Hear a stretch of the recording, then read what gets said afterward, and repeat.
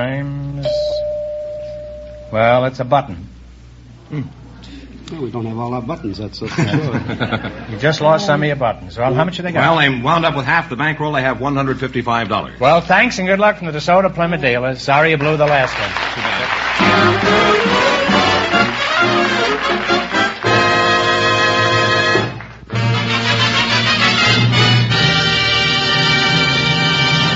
We invited some doctors to our program tonight, Groucho, and just before we went on the air, our studio audience selected Dr. Robert Barnes to be your guest.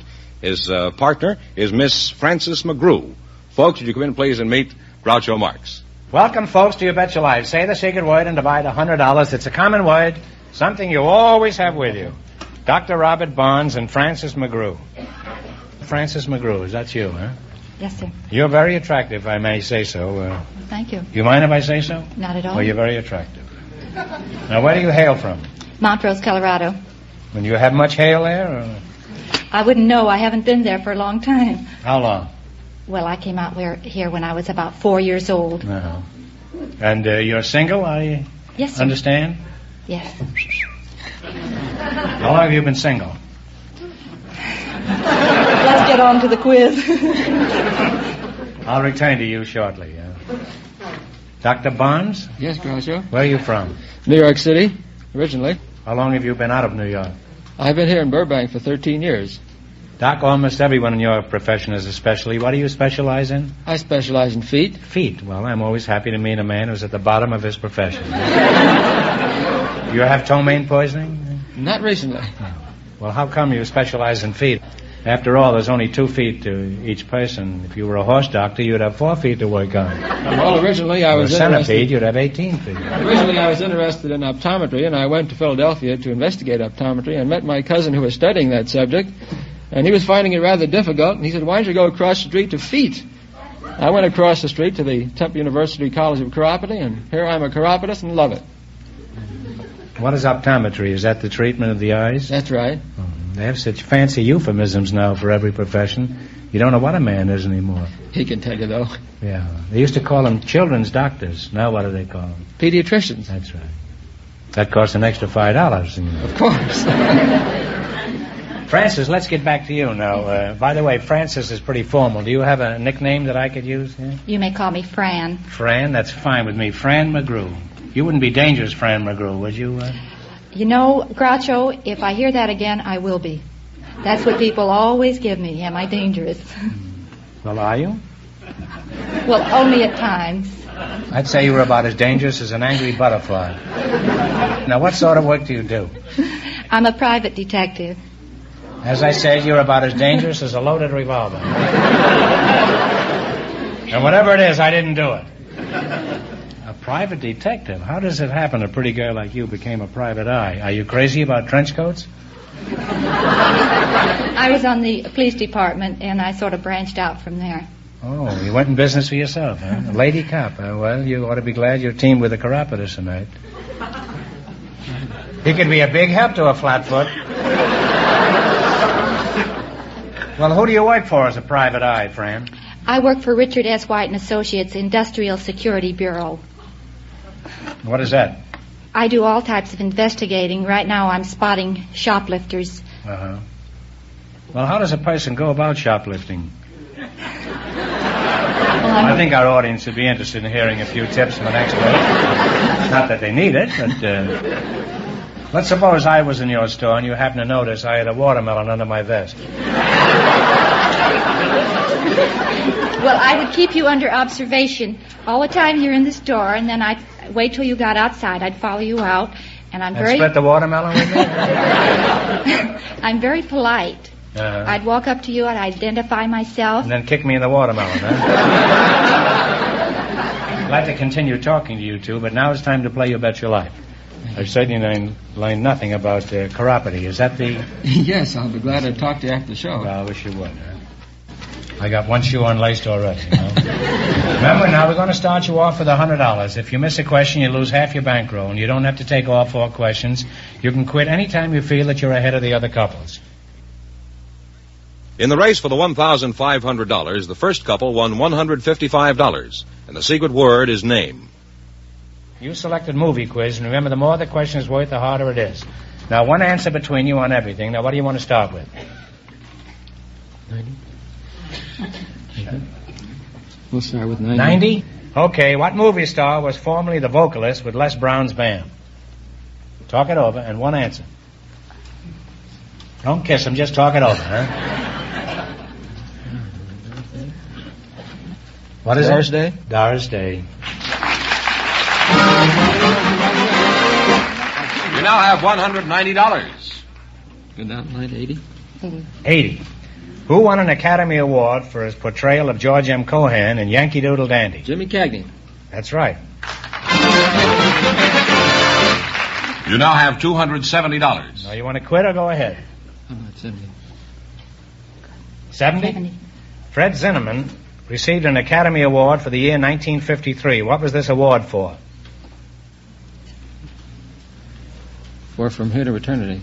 That's right, From Here to Eternity. You now have $340 in your bankroll.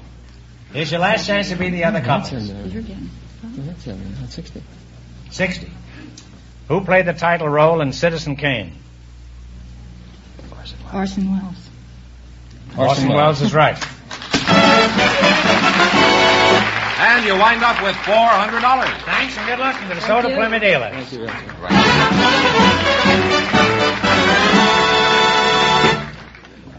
George, you haven't told me. Where are you going on your vacation this year? Oh, I don't know. China? No, I hadn't planned on China. I thought maybe we'd all jump in the car and go up to Lake Tahoe. You know, I won't be here next week. That's true. This is the final show of the current season. Beginning next week, our summer series starts, and I want you to tell them about it, George. Well, friends, it does start next week. Next week we begin the Best of Groucho, our usual summer series of shows taken from the past. These are shows that you've written in and asked to see. They're shows that we've learned about through rating surveys and through the praise of the critics. So don't forget, next week it's the Best of Groucho. And while you're all asleep in a hammock this summer, I'll be in Europe. I'm taking my guitar and a gross of Mother Sill seasick remedy. And I may take Mother Sill. Anyway, I'll be back in the fall. A little older, but just as clever. And far wiser, I hope.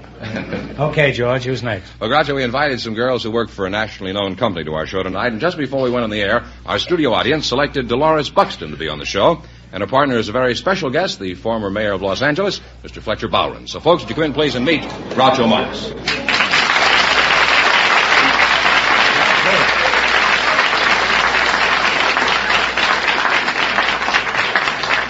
Mr. Bowron, I've long been an admirer of yours, and I must say it's an honor to have you here. Thank you, Groucho. Dolores Buxton, I've only been admiring you for the last 10 seconds, but you're welcome, too. Thank you very much. And if either of you say the secret word, you'll divide an extra $100. It's a common word, something you always have with you.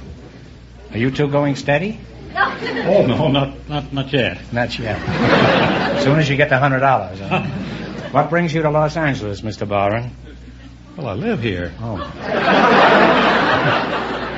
Well, that's an odd one. This is staggering. Imagine an ex-mayor who isn't living in Mexico. By the way, Mr. Bowron, how long were you mayor of Los Angeles?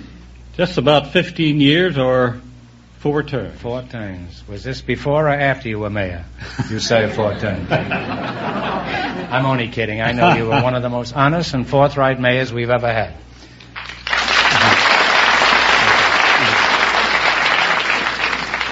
I'll get back to you in a moment, Mr. Bowron. You know this is a little difficult with this charmer over here. You haven't heard the last of me. Now, Dolores, where are you from? I'm originally from Newark, New Jersey. Are you married? No, I'm not, Groucho. You're not. Well, goodbye, Mr. Bowron. Thanks and good luck from the DeSoto Plymouth dealer. Dolores, I know you're very young, so I don't imagine you would object to telling me how old you are. No, I'm 24, Groucho. 24. Mm-hmm. Well, that's a nice age. Mm-hmm. And how old are you, Mr. Bowron? I'm not being personal, which I usually am. It's just that I like to know the contrast, that's all. Well, you're not personal at all. It's a matter of public record. I must admit that I'm 66. Well, you don't look it. Dolores, what sort of work do you do? Well, I'm the manager of a Slenderella salon. A slender fella salon? No, Slenderella. Cinderella? Slenderella, uh-huh. What kind of an outfit is that? And remember, we have Mr. Bauer in here. He's had a lot of legal experience. Well, it's a nationally known slenderizing chain of salons throughout the country, and we have salons in every principal city in the world. Is that so? Well, how successful have you been in slenderizing these suckers? I mean customers, clients. Patrons. Patrons. I think that I read a Every bulletin. racket has their own name. I think that I read Varies all the way from suckers to patrons. I read a bulletin the other day that said our patrons had lost 36 million inches and 4.5 million pounds in 5 years. I see. How many patrons have you lost in that time? By the way, suppose I came into your place. Could you do anything for me? Our salons are for women. Uh-huh. No, I'm asking you personally, I mean. I don't know what you mean, Groucho. I don't know what I mean either, but sometimes it's nice to run up a blind alley. You never know what to lead to. Mr. Bauer, what are you doing these days? Well, Groucho, presently I'm unemployed. Unemployed, huh? I'm sorry to hear that. Have you looked in the classified ads for a job? Oh, I'm looking. Under Mayo Wanted? Tell them Groucho sent you? What were some of your achievements as mayor of Los Angeles, aside from being able to digest fried chicken?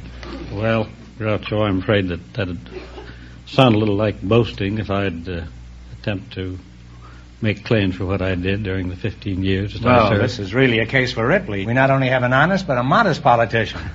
No wonder he lost the election. Well, it happens I know some of the things that occurred when you were mayor, and you made Los Angeles one of the cleanest cities in the country.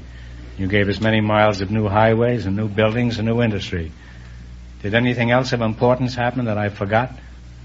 Yes, many things. One thing that comes to my mind is the almost fantastic increase in population just during the time that I was mayor. Now, Fletcher, you're not going to take credit for that, are you? No, indeed, but certainly many problems resulted because there were about 600,000 additional people moved into Los Angeles. Now, Mr. Barron, do you think the average person has a good grasp of politics? No, I don't, Groucho. The average person does not appreciate the importance of local government in our American governmental scheme. Too many people act on prejudices and not enough upon facts.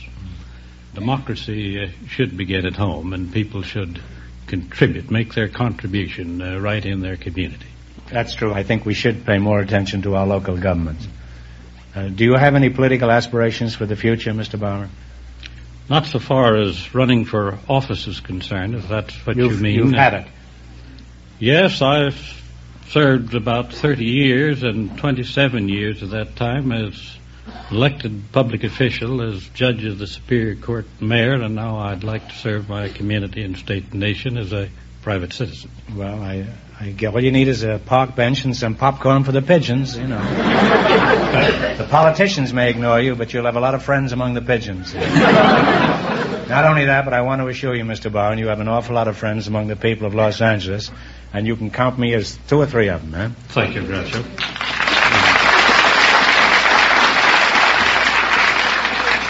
I'd like to continue talking to you, Mr. Barron, and to you too, Dolores, but now it's time to play You Bet Your Life. In the race for the $1,500, Miss McGrew and Dr. Barnes are leading with $400. We start you off with $100. If you miss a question, you lose 1/2 of what you have. You select a general information quiz, and remember, the more the question is worth, the harder it is. Now, which one do you want? $20. 20. Mm-hmm. All right. What do the initials FHA stand for? Federal Housing Administration. Well, you didn't even need him, huh? You now have $120 in your bankroll. What do you want? $80 of it. $80. You're going to bet $80. This is an $80 question, in other words, you want. Huh? Mm-hmm. Okay. John Rolfe, R-O-L-F-E, married what Indian princess? Oh, dear. Mr. Barron. Pocahontas? That's right, Pocahontas. You now have $200. Now you have $200. You can quit or you can go ahead. We'll say $100. The Roman numeral D stands for what number? Now get together now. One answer between you. Must be on the courthouse, Mayor. 1,000? No. Just half of that, 500. And you have half your bankroll, 100. Now you have 100. Now there's your last chance to beat the other couples. What are you going to do? I will say 50. 50. What do you call the small percussion instruments held in the hand that are used to accompany Spanish dances? Oh, castanets? Castanets is right. And you wind up with $150. Thanks and good luck from the DeSoto Plymouth dealers. Sorry you didn't win, boys.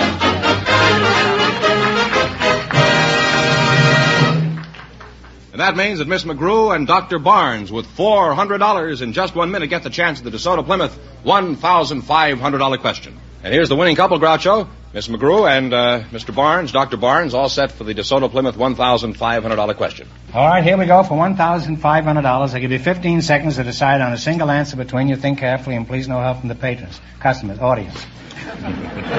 Ready? According to mythology, Pygmalion created and fell in love with a statue of a beautiful woman.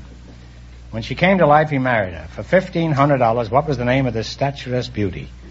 Talk it over.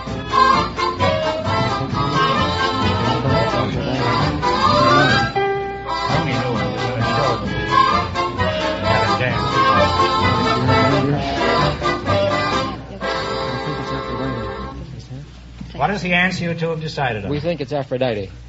I wish it was, but it isn't. It's Galatea. Well, you lost the big money, but how much did they win in the quiz, George? Well, they won $400 in the quiz. Well, that's pretty good. Congratulations, and thanks to both of you and to all of our contestants on the show tonight. Thank you, Groucho. Thank you. From the DeSoto Plymouth Dealers of America.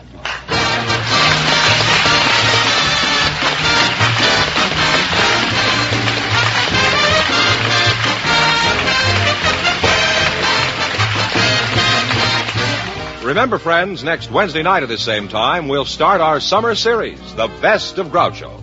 Shows from the past that you've indicated you want to hear again. And don't miss Groucho's television show, also brought to you by the DeSoto Plymouth Dealers of America. And remember, the dealers who sell the outstanding DeSoto Automatic with fully automatic power flight transmission also have on display the remarkable new Plymouth, engineered and built to be your best buy in the low-priced field. DeSoto, Plymouth. Two great new cars, both products of the Chrysler Corporation. And when you drive in, tell them Groucho sent you. Good night, folks, and remember, just be sure to see the DeSoto Automatic.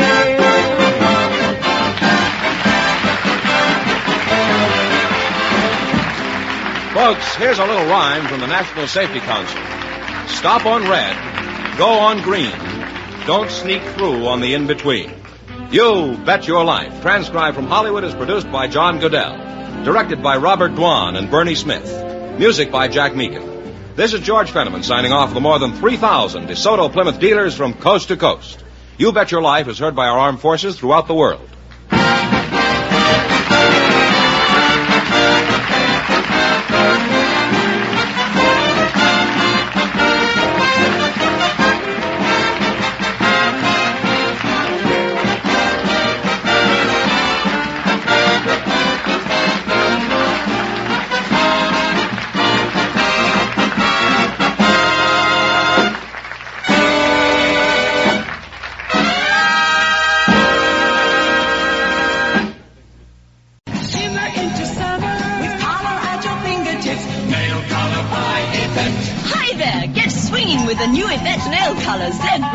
Sunny, bright, long-lasting, just right for the moderns. Yvette, beauty at a young price.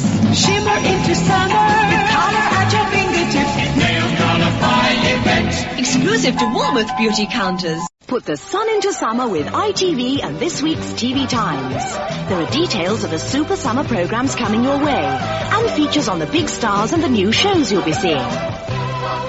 TV Times family scene is full of interest. Cookery, fashion, competitions, Stewpot's treasure trail, Katie's letter page, Roger Elliott's star forecast. I never knew there was so much in it. There's plenty for everyone, so put the sun into summer with this week's TV Times.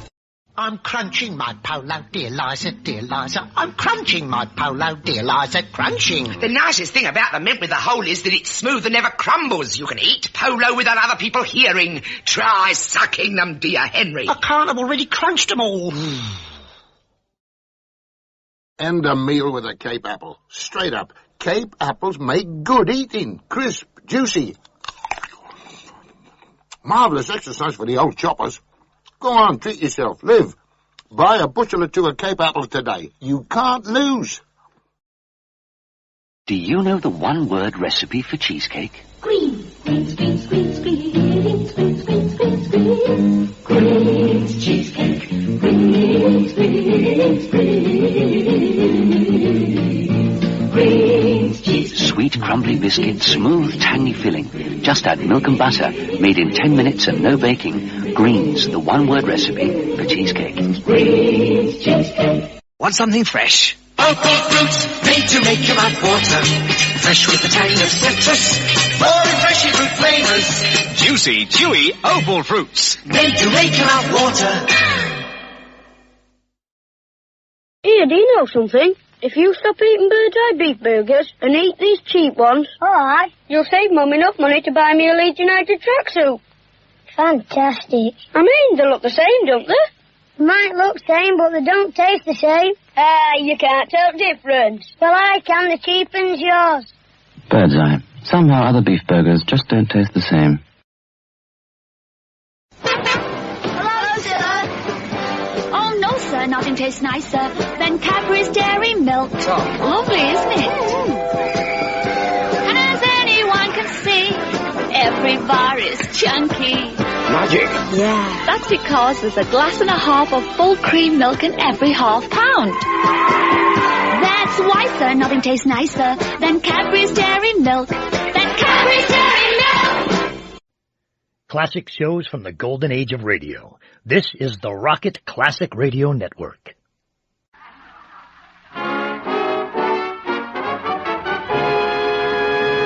The Harold Perry Show. Yeah.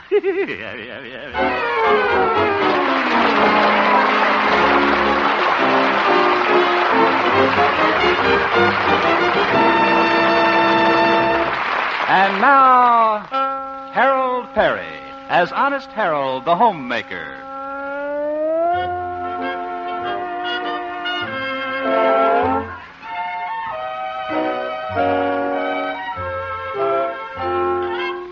Well, here we are again in the little town of Melrose Springs, home of that popular radio show for ladies, Honest Harold the Homemaker. Honest Harold is a little sad this morning, for the light of his life, the lovely Evelina, is leaving Chicago. Harold and Evelina's uncle, Doc Yancey, the veterinarian, are at the station to see her off. Well, Evelina, this is farewell. Now, Harold, it isn't that serious. Yeah, she's only going to be gone 3 days. All right, Doc. Evie, I'll miss you. I'll miss you too, Harold. And I give you my word, Evelina, while you're gone, I won't even look at another girl. Harold, you sound like a calf with a heave. Doc, why don't you stick your head on the rail and see if the train is coming, huh? All right. I do have sort of a trained ear. Oh, my goodness. Well, that'll keep him busy for a little while. The flyer's always a half an hour late. Like I was saying, Evie, while you're away, Harold Hemp is going to be true blue. Well, good. Yes, sir, true blue. And I want you to try and have a good time in Chicago, Evie, even though I'm not there. Well, I'll try, Harold. Brave little girl. And don't you worry about me. I'll be true blue. While you're gone, I'm going to spend all my evenings at home reading. Reading? You said it. I'm going to read that book you gave me for Christmas a few years ago, Anthony Adverse. Evie, since I'm going to be true blue, how about a little kiss? Oh, now, Harold. But give me something to remember you by. Your kiss would stay on my lips for 3 days with that indelible lipstick. Well... Oh, come on. All right, Harold. Train's coming, Harold. Yeah, the train's pulling in, Harold. Yeah, I heard it, Doc. Just my luck. The first time she's been on time in 2 years. I'll take your bags, Evie. Put them on board. Yeah, good idea. Well, this is it, Evie. Don't worry about me. I'll be true blue. Goodbye, Harold. Just leave me, Evie. Don't look back. It's easier that way. Harold, Yes? here. Evie,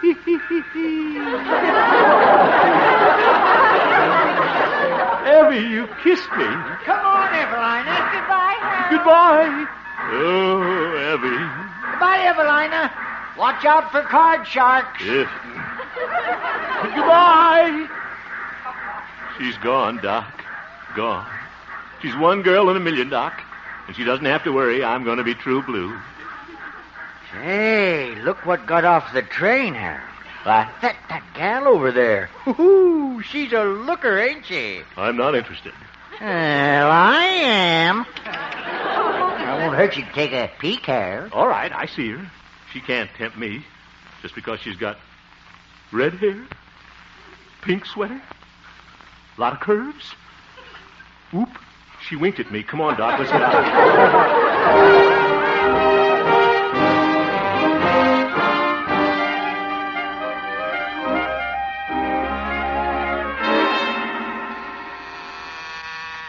Good morning, Station KHJP. No, Mr. Hemp hasn't come in yet. You're welcome. Good morning, Glory. Oh, good morning, Mr. Hemp. Harold. Well, Gloria, just saw Evelina off at the station. Yes, I see you did. What? I think you look awful cute with lipstick. Oh, well, it's Evelina's. I'm going to wear it for 3 days. Oh, it's a very becoming shade. Oh, you like it? It's Congo red. Harold, Huh? I guess you'll be kind of lonesome now with Evelina away. Will I? And if you're not doing anything tonight and want to come over, well... No, thank you, Gloria. Not that I don't appreciate it, but I'm going to be true blue to Evelina. Yes, indeed. Oh, I'm not even going to think about another girl. That goes for that redhead that just got off the train. redhead. Huh? The one with green eyes, pink sweater, who winked at me. She winked at you. Harold. Gloria, let's get this thing straight. Evelina's the only girl for me. Not going to give a thought to anybody else. In fact, I'm going to stay home tonight, curl up by the fireside, and read a redhead with pink sweater. Oop. I mean a book. Oh, goodbye.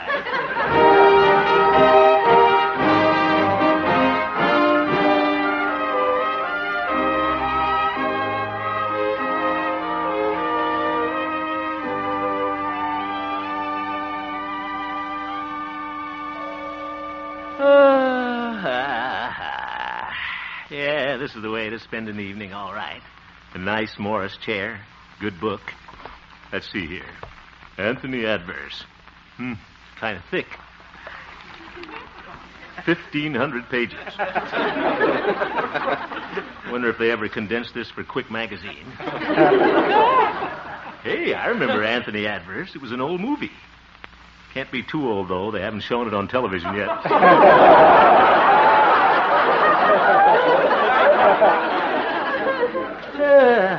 Funny about that redhead at the station this morning. She did wink at me, I think. I'd had a cinder in her eye if she came from Chicago, though. Hemp, I'm ashamed of you. Thinking about another girl and you're still wearing Evelina's lipstick. Why, Harold. Hello, Mother. Oh, you're reading a book. Oh, a big one, too. Yeah, it's not so big. 1,500 pages, small print. Now, Harold, you're not fooling your mother. Huh? Your mind isn't really on that book. I know who you're thinking of. You do? Evelina. Oh, Evelina. Of course. Oh, by the way, Harold, I hear there's a new girl in town. What? Mm-hmm. Visiting her uncle, Comrade Linthicum. Oh? She came in on the morning train. Maybe you noticed her at the station. Why should I notice her? I understand she's an awfully pretty girl. Red hair, brown eyes. Green. You know, such a pretty girl. Mother, I want to make one thing clear. The girl means absolutely nothing to me, and I have no intention of taking her out. What? Please, Mother. I don't see why you keep talking about that girl when all I want to do is spend a nice evening at home with this interesting book. Oh, I'm sorry, Harold. Now you go right ahead and read. No, I won't. I'm going out for a walk. Good night, Mother. Oh, my Harold's restless tonight. Oh, Oh, I know why. This is the day he changed to his woolen underwear.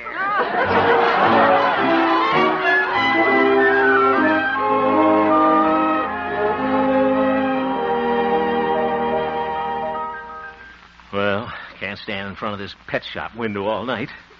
Getting tired of watching those tropical fish swim around. Tss, guppies. Hey, that one with the bushy eyebrows looks like me. Silly to be upset about that girl. Probably never even see her again. Well, good evening. Good evening. It's you.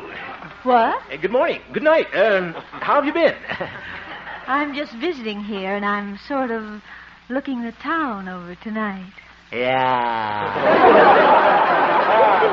I wonder if you could tell me where I might get one of those real small-town ice cream sodas. You know, the kind that are really yummy.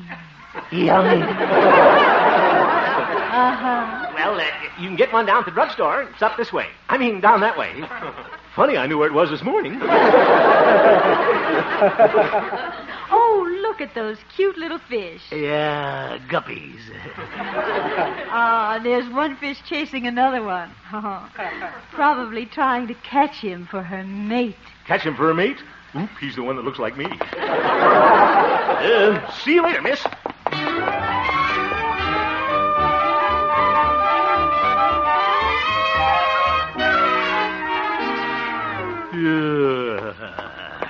Oh, brother, that was close. Glad I swam away in time. Where am I?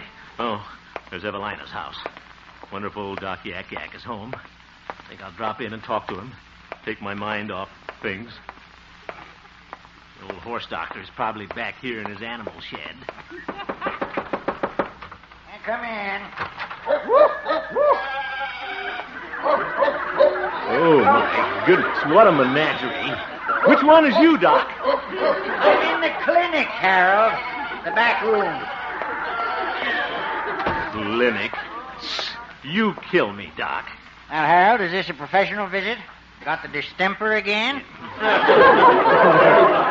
This is a social call, Doc. Just thought I'd drop in and play a little game of authors or something. Oh, I'm sorry, Harold. I'm busy tonight. Oh? And I'm operating on a patient. What? There she is. That cat? Steady now, Gertrude. What are you going to do with her, Doc? Major surgery. I'm going to clip her nails. Heaven's sake, manicuring a cat. Now, let's see. Where did I put my surgical gown? Oh, poor little Gertrude. Now, you let old Doc know if this hurts, dear. I'll give you an anesthetic. Oh, brother. Gosh, that girl is beautiful. Yes, Gertrude is kind of pretty. Green eyes, red hair. A striped tail. A striped tail. Doc. Well, Harold, I guess you are kind of lonesome with Evelina away. Well, it is. I can fix you up with a date tonight. Slick young female I know, 25 years old and never been kissed. Who? My horse, Silver Moon. Doc. Well, she needs the exercise, and it'll keep you out of mischief. Well, okay, Doc. Nursemaid to a sway-back nag. The things I do for Evelina.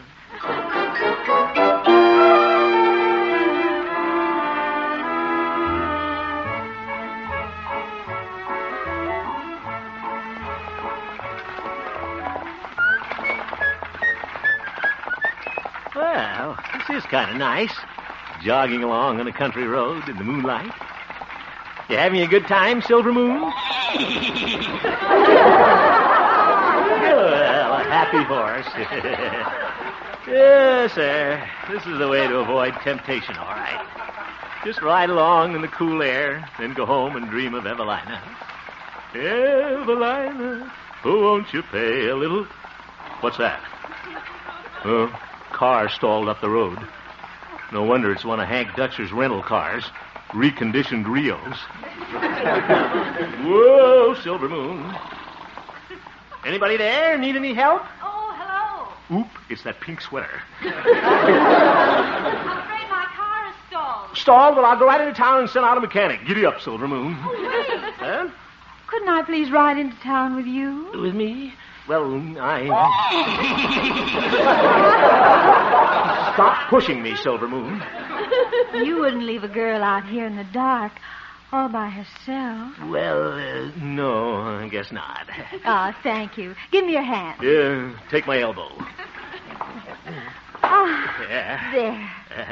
Oh, aren't you the man I saw watching the tropical fish? Yeah, I'm the one with the bushy eyebrows. Get up, Silver Moon. Oh, Silver Moon. My, that's a pretty name. Pretty horse. Pretty night. Pretty warm. I'm Mary Lou Dupre. Aren't you going to introduce yourself? Oh, I'm Harold Hemp. They call me Honest Harold the Homemaker on the radio. Radio? Yeah. Why, that's a coincidence. I'm in show business, too. Oh? I'm a nightclub singer in New York. What they call a chanteuse. A chanteuse? I sing songs of love and passion. Oh, brother, get up, Silver Moon. Songs like this. I've got you under my skin. You have? I've got you deep in the heart of me. So deep in my heart, you're really a part of me. Have you ever read Anthony Adverse? I've got you under my skin. Whoa, Silver Moon.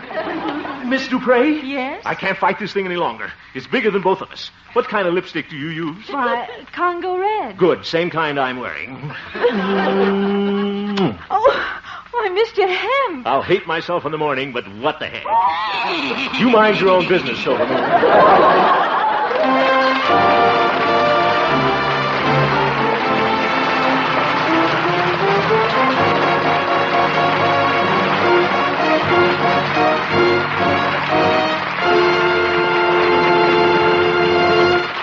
We'll return for the second act of our story, Honest Harold, in just a moment. But first... I've just read next Thursday's suspense script, Rave Notice, and I'm sorry to report that there's not one joke in it that I can steal. However, it's a very fascinating and terrifying story, I promise you. And, of course, it will star America's most distinguished dramatic actor, Milton Berle. Uncle Milty to you. Thank you. Yes, tomorrow night on radio's outstanding theater of thrills, Suspense, Milton Berle will star in Rave Notice. Oh, brother. Suspense is heard every Thursday on most of these same CBS stations. Don't miss Milton Berle on Suspense at CBS The Star's address tomorrow night. Oh, by the way, listen for Harold Perry's important announcement at the end of our show. And now, back to Honest Harold, the homemaker.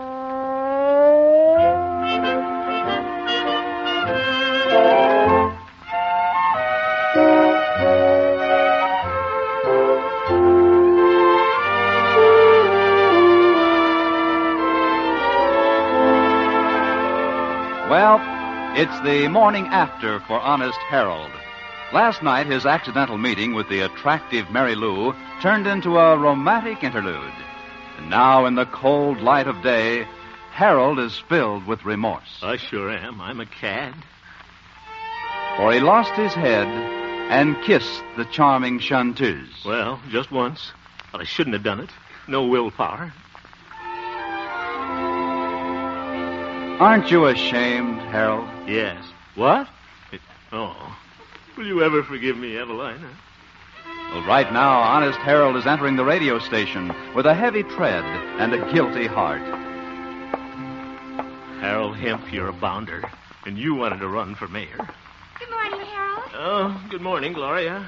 Gosh, you look a little peaked this morning. You shouldn't have stayed up so late last night. What? Reading that book, Anthony Adverse. Oh. Did he kiss the girl yet? Yeah, he sure did.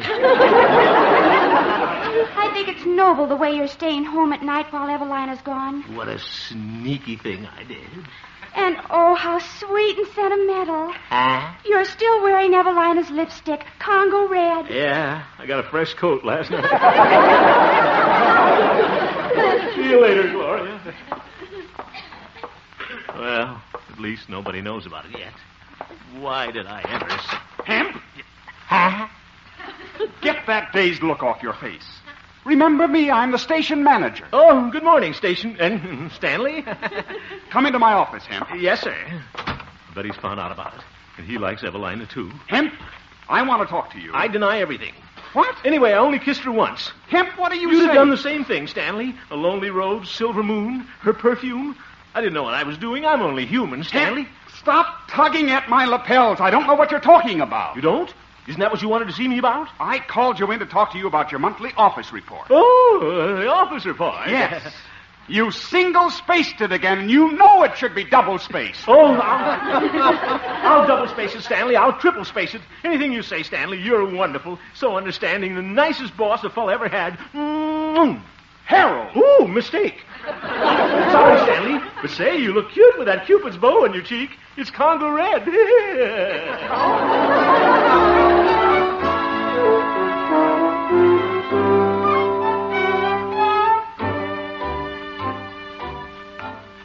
Wow. Thought Stanley knew something there for a minute. What am I feeling so guilty about? Just one little kiss. Didn't mean a thing to either one of us. Hi, boy. Oh, Pete, the town marshal. What are you doing, Pete? Writing out a parking ticket for this bicycle. Too close to the fire plug. Oh, for heaven's sake. You been buggy riding lately, boy? What do you mean, Pete? Yeah, just a minute, Harold. I gotta fill out this ticket. Make of bicycle, Sears, Roebuck, Atomic, Flyer. Pete, did you see me last night? I sure did, boy. I was out looking for chicken thieves. That was a cute little Rhode Island red you had. You're quite a smoocher, aren't you, boy? Now, look here, Pete. Don't you try to make a big thing out of this. Just one harmless little kiss. Didn't mean a thing to me. In fact, I'm never going to see that girl again. I'm through with her. Yeah, but is she through with you? Huh? If you ask me, you're in trouble, boy. Trouble? What do you mean? Just a minute, Harold. Yeah. Distance of vehicle from fire plug, 4 feet. Pete! Is it 5 feet? Pete, I want to talk to you. We'll split the difference, call it 4.5. Pete, what did you mean? Is she through with me? Well, I heard about a case like yours just the other day. Fella kissed a girl, thought he was through with her. What did she do? Shot him in the stomach. Shot him because she loved him. But Pete... Shot him because she loved him. Stop saying that. Pete, you don't think this girl will shoot me? Hey, just a minute, Harold. I gotta finish this ticket. Attitude of driver. Hey, now, that's a tough one. Pete, listen to me. Oh, sure, the whole thing is a mistake, Harold. Mistake? You mean about the girl shooting the fella? No, the joke's on me. Making out a ticket for my own bicycle.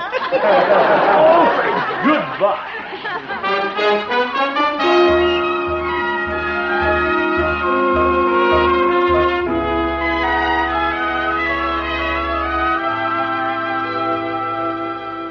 Staying home tonight, Harold? Yes, Mother, I want to finish the book. That's nice. I'll leave you alone so I won't disturb your concentration. Thank you, Mother. That Marshall, he spoiled my whole day. Mary Lou wouldn't shoot me. This is silly. She couldn't fall in love with me over one little kiss. Of course, I am rather attractive. I was wearing my new shaving lotion last night.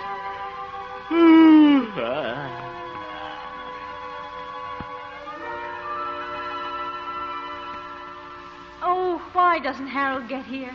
I can't live another moment without him. Oh, there he is. Harold! Hello. Come in. Yeah, all right. Let me close the door. I'll just tell her that kiss meant nothing to me. She won't care. She locked the door. She's hiding the key. Oop. Harold, come sit down. Huh? No, here on the floor. What? On this tiger skin. Oh. Didn't see him. Hello, little tiger. Mind if I sit on you? Oop, big molars. Now, isn't this cozy? Yeah, where'd you get this little old tiger? I shot him. He's got bushy eyebrows, too. Mary Lou, I wanted to tell you something. Harold, I can't forget last night. The moonlight. You and I sitting close in the buggy. That strange fragrance in the air. Oh, that was my shaving lotion. Lumberyardly.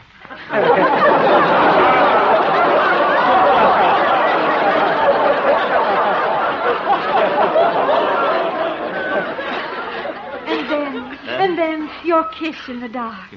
Oh, it still lingers on my lips. Indelible lipstick. I'll never forget it as long as I live. You won't? I mean, you won't? And now that I've found you at last, my own true love, I'll never let you go. But... And if you should ever try to leave me, do you know what I'd do? I'd shoot you. But you would never leave me, would you, Harold? Oh, no. Why would I want to leave you, Evelina? Oop. Evelina? Hmm? Then there is another woman. You've been deceiving me. And you call yourself Honest Harold. The homemaker. It was just one kiss. Mary Lou, what are you reaching in your purse for? Is that a gun? I'm going to shoot you with this Mauser, you rat. Wait a minute. That thing is pointing right at me. Mary Lou! Mary Lou!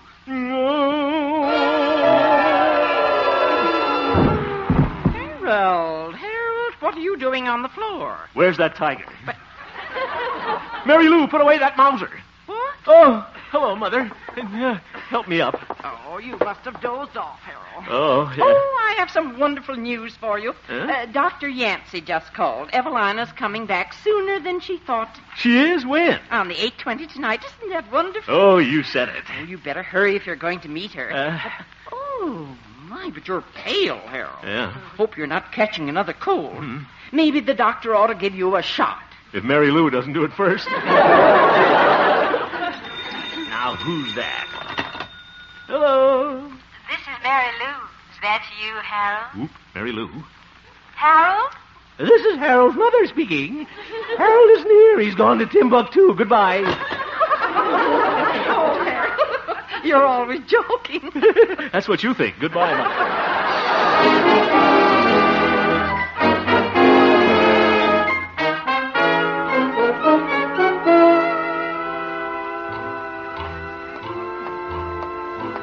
Train isn't in yet. Well, the only honest thing to do is to tell Evelina the whole story. At least if Mary Lou shoots me, I'll die with a clear... Harold? Oop, Mary Lou, she followed me down here. Harold, I want to talk to you. This is it. I'm glad I wore my new herringbone. Oh, I'm glad you're here. I wanted to tell you goodbye. Goodbye? My agent phoned me from New York. He has a job for me there, and I'm leaving on the next train. You are?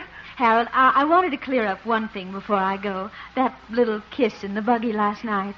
I hope you didn't take it seriously. No. Good. Oh, you're very sweet, Harold. But I couldn't fall in love with you in a million years. You couldn't?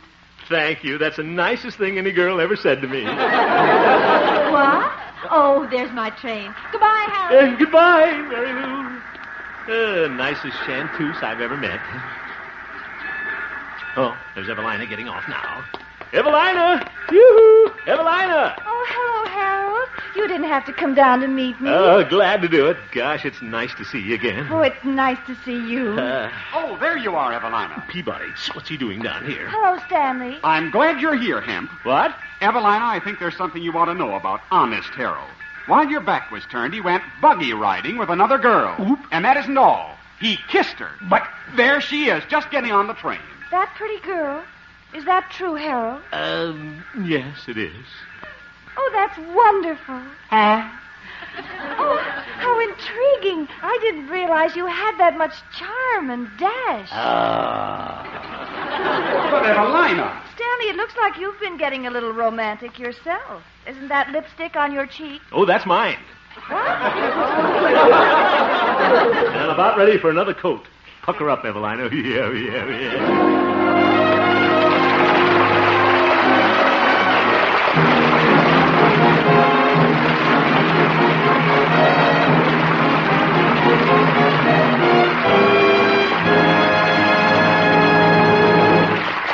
You have just heard the Harold Perry Show, Honest Harold, who returns in just a moment with an important announcement. The supporting players tonight included Mary Jane Croft, Catherine Card, Viola Vaughn, Ken Peters, and Parley Bayer, and featured Gloria Holliday as Gloria and Joseph Kearns as Old Doc Yak Yak. Norman McDonald directed, and the music was composed and conducted by Jack Meakin.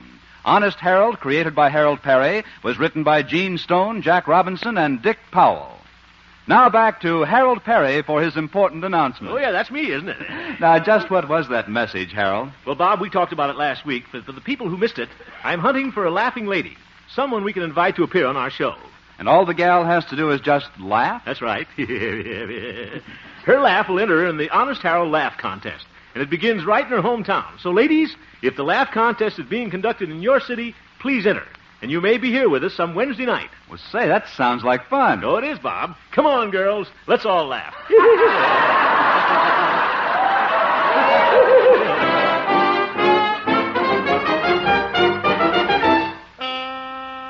Look at Quick Magazine for a quick look at Harold Perry on your newsstands tomorrow. Milton Berle's voice came to you by transcription. Now stay tuned for the season's premiere of The Bing Crosby Show with Bob Hope and Judy Garland as special guests. The Bing Crosby Show follows immediately on most of these same CBS stations. Bob Lamont speaking. This is CBS, the Columbia Broadcasting System.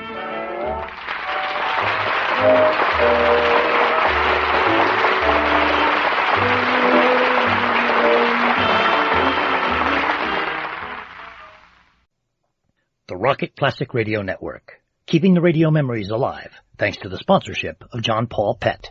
Pet care with a salon pedigree. Tested on humans, but pH balanced for pets. Visit johnpaulpet.com today. Ladies and gentlemen, Mr. Les Damon. Good evening, ladies and gentlemen. Haven't you often wished, as you listen to a radio commercial, that the announcer would stop pounding, stop pressing, stop making up your mind for you?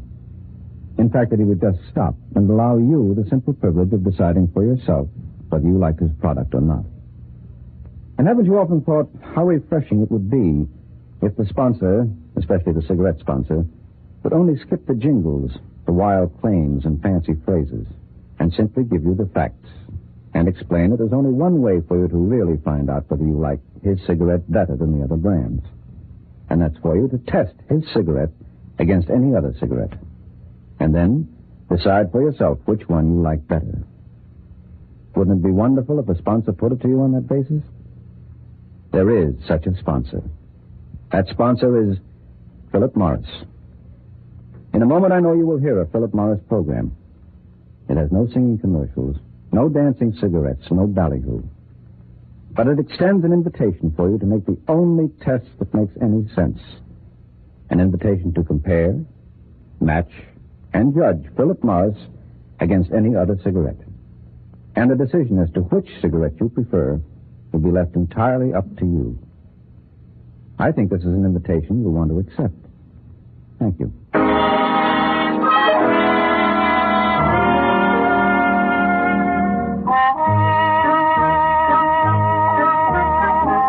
And now, Philip Morris presents Francis Langford and Lew Parker, starring in Philip Rapp's humorous creation, The Dickersons. Produced and broadcast, transcribed from Hollywood.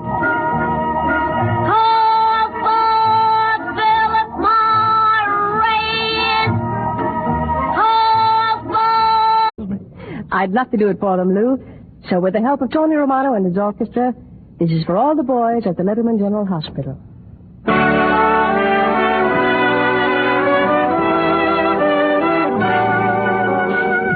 Somebody loves me, I wonder who he can be.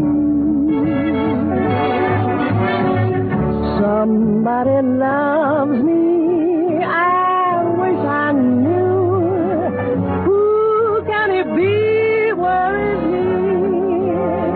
For every guy that passes by, I shout, hey, maybe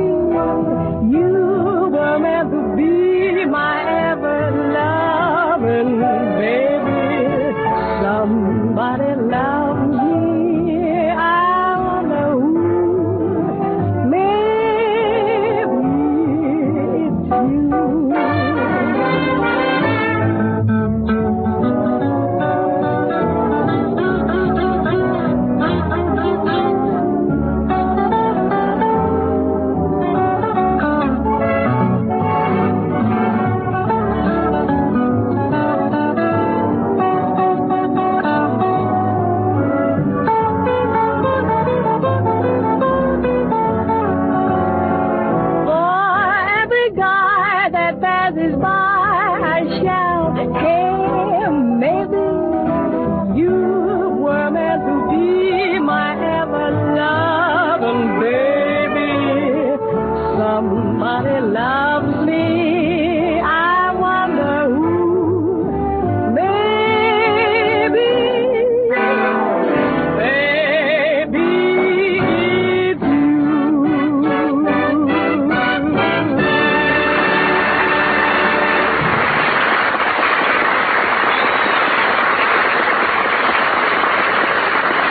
Now here are Francis Langford and Lou Parker as John and Blanche Dickerson in The Honeymoon is Over.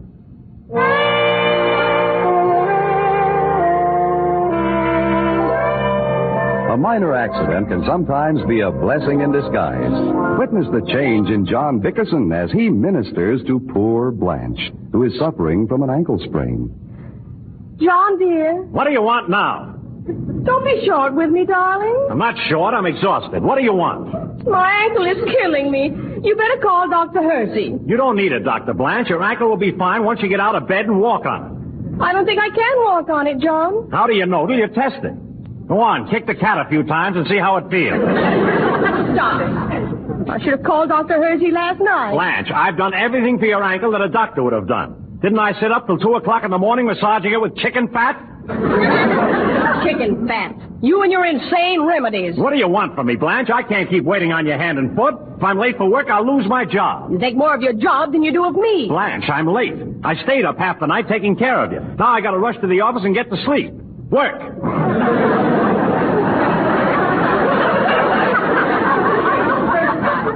Why can't I call Dr. Hersey, John? What do you want that horse doctor for? He can't help you. He can, too. He took very good care of Louise Shaw when she had her baby, and he can do the same for me. Blanche, aren't you expecting a little too much of a sprained ankle? Don't be so funny.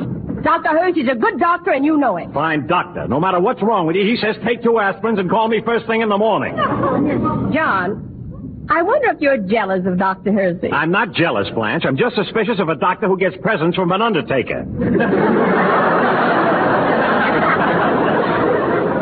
You'll be sorry if you don't let me call Dr. Hersey, John. I'm sure my ankle's broken. I won't be sorry. I mean, your ankle isn't broken. There isn't even a bruise. I'm going, Blanche. What about the cat?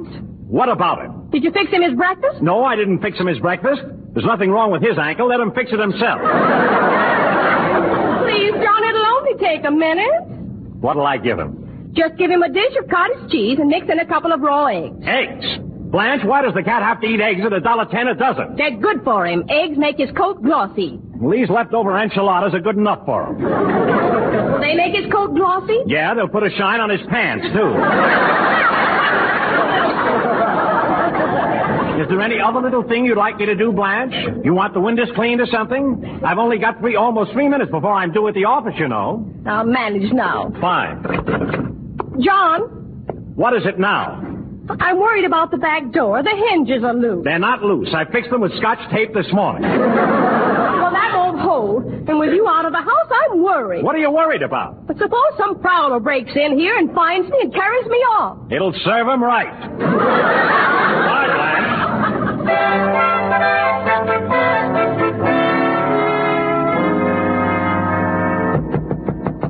Come in. The door's open. Oh, hello, Clara. Blanche, aren't you ashamed to still be in bed at 2 in the afternoon? I've been up an hour already. I sprained my ankle last night. I can't walk. Oh, that's terrible.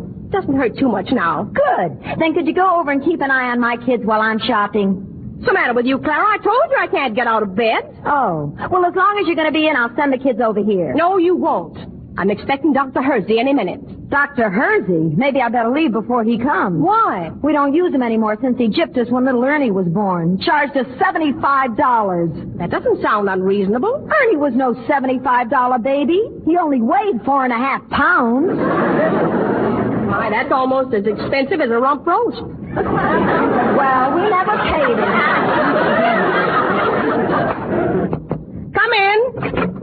Well, now, little lady, what's happened to you? Oh, hello, Dr. Hersey. You remember my sister Clara? Indeed I do. Haven't seen you in some time, Mrs. Dollop. How are you? Very well. And how is little Barney? You mean Ernie. Barney's my husband. Clara, if you've got shopping to do, why don't you just... I was just leaving. Goodbye, Blanche. Bye, Clara. Now then, what's your problem? Oh, I tripped on the stairs last night and hurt my ankle. Well, you better let me have a look at it. Pretty bad, isn't it? Well, isn't it? No, I guess you're fortunate. There isn't a thing wrong with it. Of course there is. It hurts. Well, it may be a bit tender, but there's absolutely no damage. My advice to you is to get up and walk around on it, and you'll forget about it in an hour. Would you mind putting a bandage on it? Bandage? Just so John feels he's getting his money's worth. Mm-hmm. Hold your foot up. You know, Doctor, I thought it was going to be heavenly spending a few days in bed, but just between us, it's gotten a little dull already. Wish we had a television set. Say now, that reminds me. They're delivering my new set today. I was going to trade it in on my old one, but, well, you can have it if you like. Well, I insist that we at least pay you what they offered on trade-in. Well, if you insist. It's a deal. How much did they offer? $73.24. Call it 73 even. Oh. Well, just add it to your bill for this call and send it to John's office. All right, Mrs. Bickerson. There. How does the bandage feel? Wonderful. Now, it really feels like a sprained ankle. Yeah. Well, I'll just write out this prescription and we'll be all through. Oh, good. Then I'll have something else to show John. Oh, really, Mrs. Bickerson? Why do you need all these things to show John? Well, you know, he's the jealous type, and he didn't even want me to send for you. I can't believe that he'd be jealous of me. Well, he is. You should hear the things he says about you. What things? Oh, all sorts of crazy things, like no matter what's wrong with the patient, you tell him to take 2 aspirin and call you in the morning.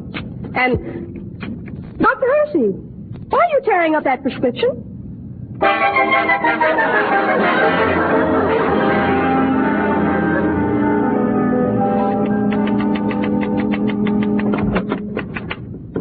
Hello, Bickerson. Hello. Hey, you really ought to start coming in earlier, fella. The old man's bound to notice it sooner or later. Did he come in yet? He just went out for lunch. How's the wife's ankle? Same way. I haven't slept a wink for 5 nights. Still can't walk, huh? Not a step. I'm getting housemaid's knee from waiting on her. Where's my samples? Under your desk. You going out on your route now? Yeah. Why? Nothing, only I wish you'd remember to take that apron off. You look like a Fuller Brush woman. How would you like a punch in the nose, Marvin? Oh, I'm just kidding, Bickerson. No need to get sore. Here's your mail. Throw it in the basket. Probably just bills. Wait a minute. Let me look at those letters. Might be something there for my draft board. You can't get off that easy. Here. Hey, you better pay that one. They'll really shut off your lights, Can't you keep your big nose out of my mail? Sorry. Here's one from my wife's doctor. Cheap buzzard couldn't even wait till the first of the month. Enclosed fine bill for 78. Hey, Bickerson, what happened? Bickerson, talk to me. Talk. Don't move. I'll get you a little bourbon and water. Never mind the water. What's wrong? What's wrong? What happened? One visit and that medical thief sends me a bill for $78. $78. Take it easy, Bickerson. That quack has no right to charge me $78. There's nothing wrong with my wife but a measly sprained ankle. Where's my hat? What are you going to do? I'm going to make him reduce this bill. No doctor's going to charge me $78 for fixing my wife's ankle. You can't bargain with a doctor. Well, then I'll force him to take out her appendix.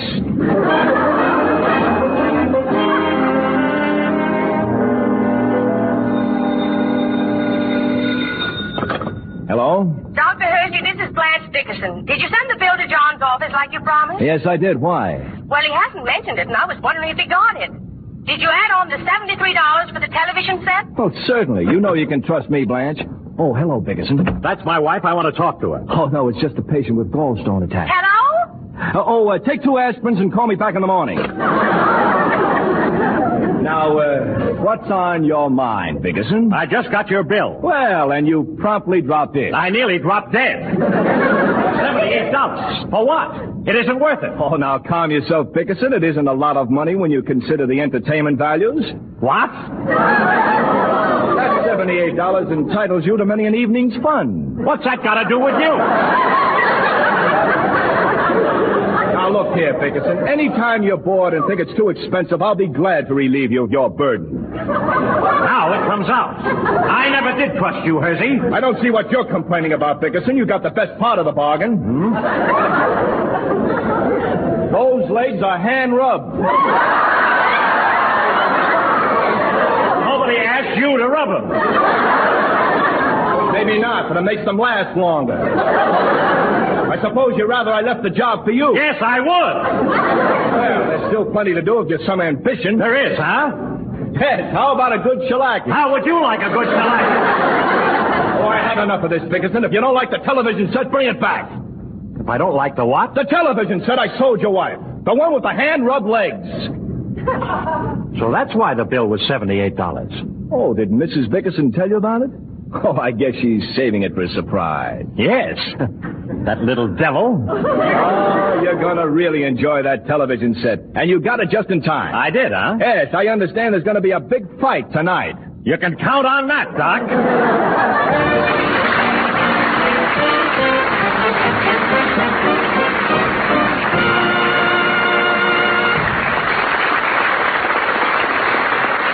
In a moment, we'll rejoin the Happy Bickersons. Right now, it's time to join our roving reporter, Jay Jackson, for the story of his interview with an actual smoker in Memphis, Tennessee. Okay, Jay Jackson.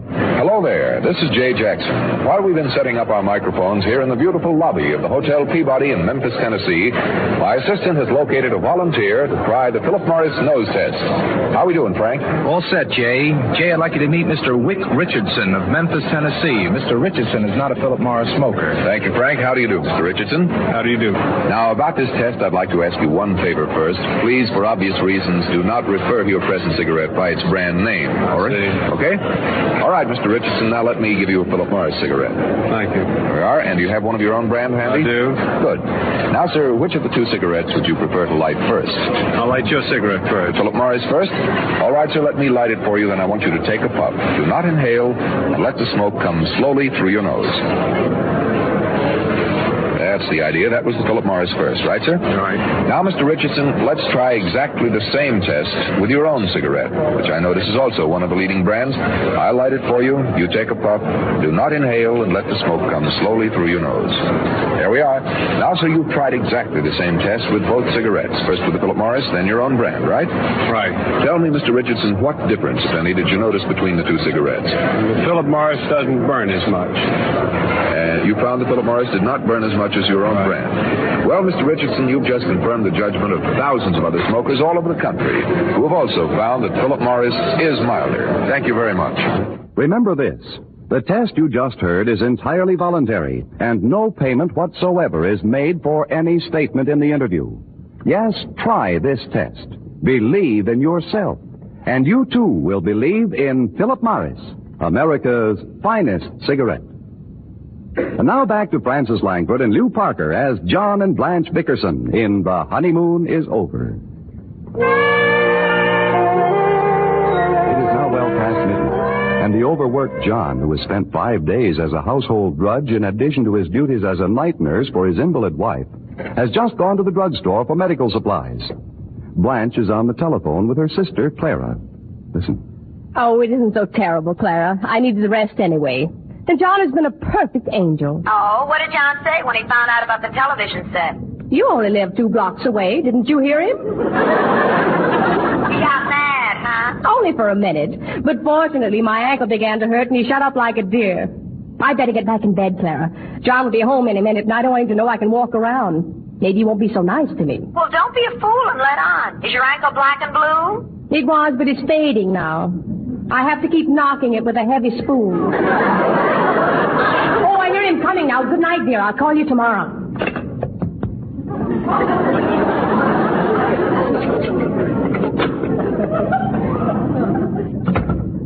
Oh, when am I going to get some sleep?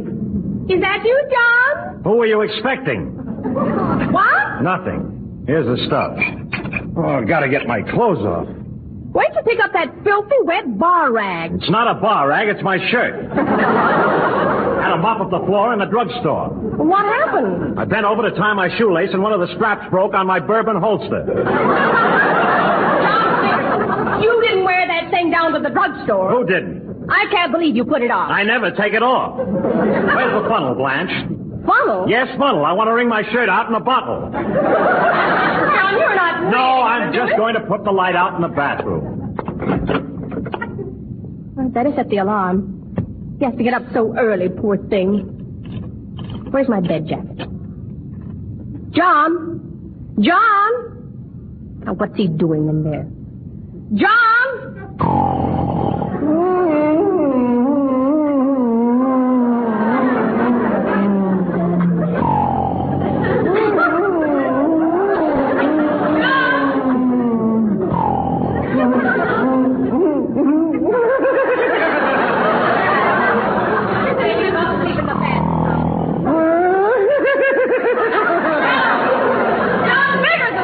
What's the matter? What's the matter, Blanche? Come on out of there! Come out of there. What happened? You went in there to put out the light and you started snoring like a suction pump. Put out the lights, Blanche. Good night. Aren't you going to doctor me? Blanche, there's nothing more I can do for your sprained ankle. Take an aspirin and go to sleep. I'm exhausted. What did you do with the stuff from the drugstore, John? It's on your night table. You didn't bring everything. Brought everything. You got the liniment and the aspirin, the hot water bottle. But where's the elastic ankle bandage? Isn't it there? No. Must have forgot it. Go back and get it. Can't. Drugstore's closed. My ankle pains terribly. I'll get your bandage in the morning. What good is that? How do I know it'll still hurt in the morning? I'll twist it. Please, Blanche, you can get along without the bandage. Just let me get a couple of hours rest. Poor thing, I'm sorry, John. You really must be exhausted. Dead. You want to go to sleep? Yes. All right, dear. Make me something to eat. Eat? I made you something to eat an hour ago. I made you dinner 2 hours before that. You've been eating all night like you were condemned. Don't shout at me. I'm an invalid. Okay. What do you want? I don't want anything. I didn't mean to holler. I'm just tired. Shall I warm up those eggs again? No. They were too hard, and I can only eat soft-boiled eggs. Well, I can't make them any softer. I boiled them for 20 minutes, and they still didn't get tender. Never mind. I'm not too hungry anyway. Can I go to sleep now? Yes, dear. Put out the light. In a minute. Blanche, what are you doing? I'm fixing my face. I have to get ready for bed, don't I? You've been in bed 5 days. Every night you cream your elbows, spray your chin, roll your neck, just when I try to get some sleep. Put out the light. I haven't finished my face yet. Your face is finished. No, it isn't. I have to let this grease pack set for 10 minutes, otherwise it has no effect. Grease pack? It's guaranteed to make you beautiful in 5 treatments. This is my 4th. It is, huh? Yes. Boy, that 5th treatment must be a pip. Oh, that's too bad about you, John Bickerson. Maybe your other girlfriends don't have to use face cream. I had to open my big mouth. What a fool I am. I go through torture to look good for you, and you reward me with insult. What torture? I just wish you had to spend a whole day under a permanent wave machine or have your eyebrows done. Why do you have to wave your eyebrows? I don't wave my eyebrows. I have them plucked. What for? Because it sets off my eyes and improves the lines of my face. Your eyes are offset enough and you got plenty of lines in your face. You don't have to pluck your eyebrows for me. Yes, I do. You do not. I like them the way they are, nice and bushy. That's a left-handed compliment if I ever heard one. Well, I'm left-handed. Throw away that stuff and let me get some sleep. I notice you never complain about Gloria Gooseby's makeup. Now, don't start with Gloria Gooseby. She has to struggle out of 12 pounds of cosmetics before you can even get close to her. I always get close to her, and she never struggles. What? I mean, and you know it. It's not true. You made an absolute fool of yourself the way you followed her around at her cocktail party. I wasn't following her. She was dragging me. She picked up a martini glass I hadn't finished yet. Oh, sure.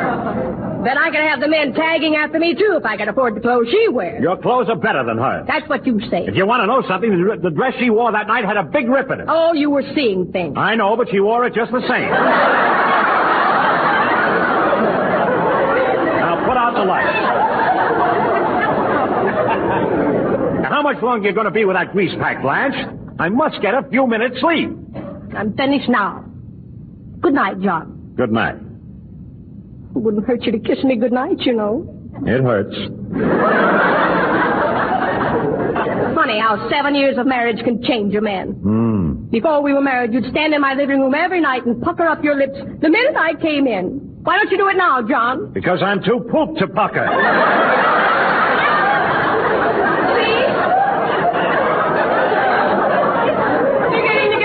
Again. I knew it couldn't last. Blanche, what do you want? I've done everything a human being could. Why don't you let me sleep? I want to ask you a question, John. In the morning. No, tonight. If I die from this sprained ankle, will you marry again? Not tonight. Why don't you answer me, John? Will you ever marry again? Never. I hope my nose drops off if I ever marry again. If you had it to do all over, would you marry me? Sure, if I had to. Are you sure I haven't been too much of a bother for you? No bother. You've been awfully sweet. You're not angry because you've had to cook for me? No, just go to sleep.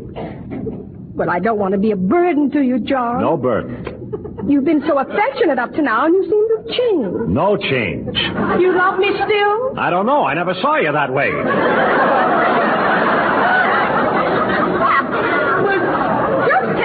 Listen, Blanche, I'm not going to tell you anything. I have to get up at the crack of dawn and wait on you because you can't walk. Then I have to go down to what?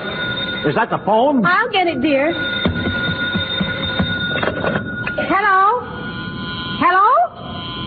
That's funny. Nobody on the line. I wonder who that was. Why are you staring at me like that, John? I thought you couldn't walk. Walk? Yes, walk. How come you leaped out of bed like an acrobat? I thought you had a sprained ankle. Are you angry with me, John? Yes, I'm furious. What kind of a dirty trick is that? Go on, hit me with a heavy spoon. Why did you pretend to have a sprained ankle? Well, I just wanted a little sympathy from you. Blanche, you're the most selfish woman in the world. You're always killing yourself to get my sympathy. Last year, you had your adenoids removed. 6 months ago, you had your tonsils taken out. 2 weeks ago, you had 5 teeth pulled. You'll run out of parts before I run out of sympathy.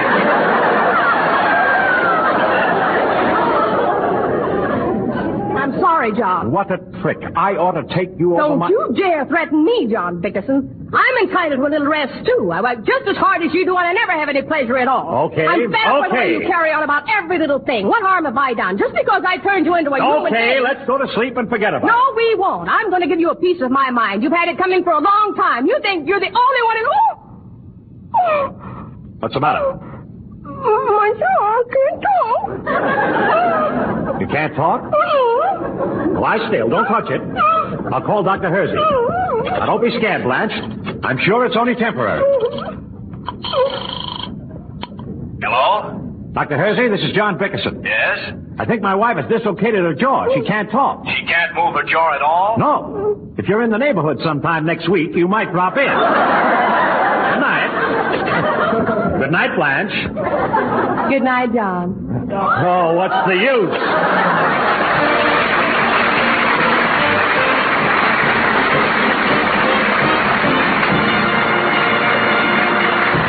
In a moment, Francis Langford and Lou Parker will return for a curtain call. But first, may I make a friendly suggestion? You've heard the Philip Morris nose test. You've heard that Philip Morris is less irritating.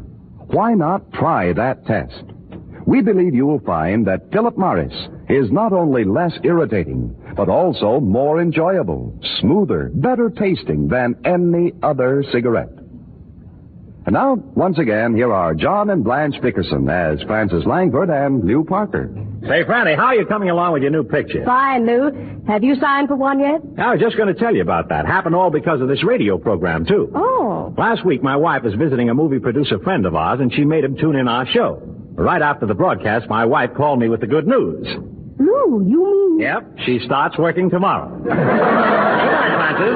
Good night, Lou. Good night, everyone.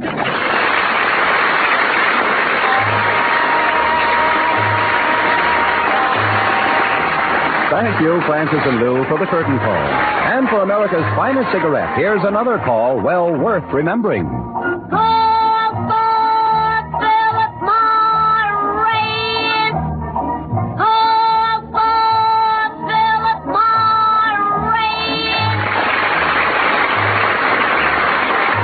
Be sure to listen next Tuesday night when Philip Morris again will present the Bickersons.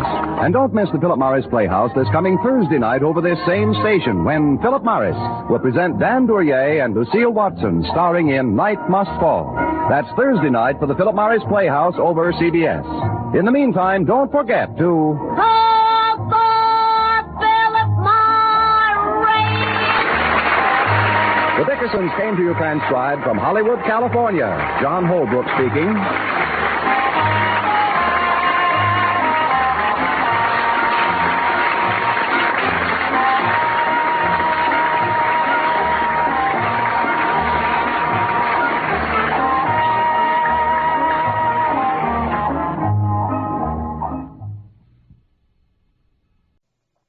The Rocket Classic Radio Network, keeping the radio memories alive thanks to the sponsorship of John Paul Pet.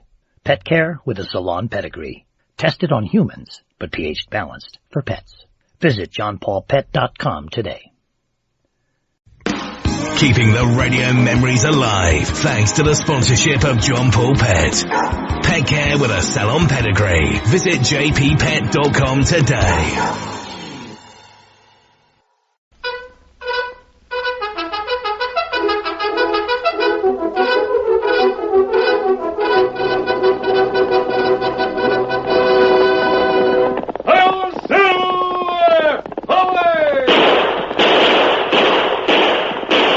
Fiery horse with the speed of light, a cloud of dust, and a hearty hi-yo silver, the Lone Ranger.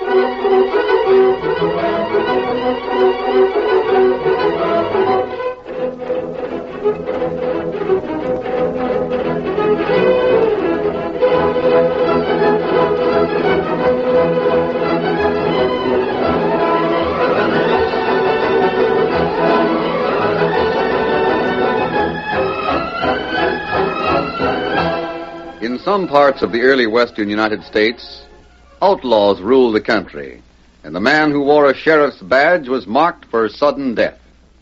It was not until the masked rider of the plains started his great fight for justice that the honest settlers found protection for their lives and property. His strength and courage, his daring and resourcefulness brought law and order to the lawless frontier and finally made possible the winning of the West.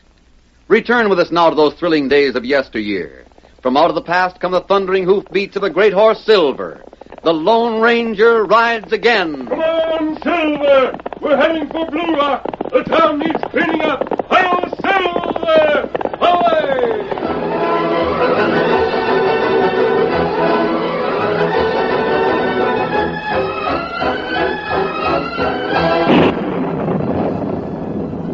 Thunder rolled heavily over the hills beyond the town of Blue Rock.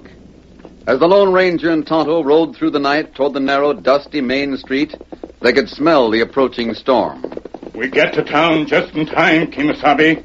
It rained plenty soon. The rain will be good, Tonto. Just as well that no one sees us. There, Blue Rock. You can see it in the lightning flashes down below us. The only lighted building is the gambling hall. We have to wake up storekeeper to get supply. Yes. Tonto, rein up. What matter? I saw something in that last lightning flash. There's a man walking alone down the main street. That's not the odd thing. Tonto, I saw 3 other men hiding behind buildings. I'm almost certain at least one of them had a gun. Not bad. There, another flash of lightning. Did you see? Tonto, see? Him walk down street like him look for fight. That won't be a fight, Tonto. It'll be murder. Get ready. We may have to ride in and help him.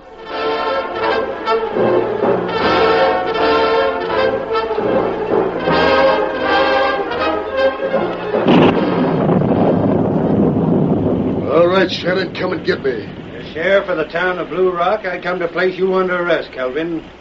Want to surrender peaceable? I'm walking into the street, Shannon. I'm waiting for your answer, Kelvin. No sheriff arrests me. I'm cleaning this town up. Are you wearing your guns? Yeah. I wouldn't want to draw on a man without his guns. You're right obliging, hombre, Shannon. Just man against man, eh? I'm sworn to uphold the law in the town of Blue Rock. I don't like to be ornery, but you're coming feet first if necessary. That's enough talk, Shannon. My answer is no. So be it. If it's shooting you want, you'll get it. That's up to you, Kelvin. Make a move for your holsters and you draw lead. I warned you, Shannon. All right, draw. Come on, Silver! You not shoot, Sheriff! Up behind me! There's no time to argue. Get on this horse. Come on, Tonto, to the hills. Get him up, Scout! Come on, Silver! Them hombres got the sheriff. Shoot, get him! They come in so fast there wasn't a chance. Shoot! All right, stop. Take your bullets. No sense wasting lead. They're clean out of sight. Who in thunder was that hombre riding the white horse? I don't know, Kelvin, but I seen one thing. He was wearing a mask.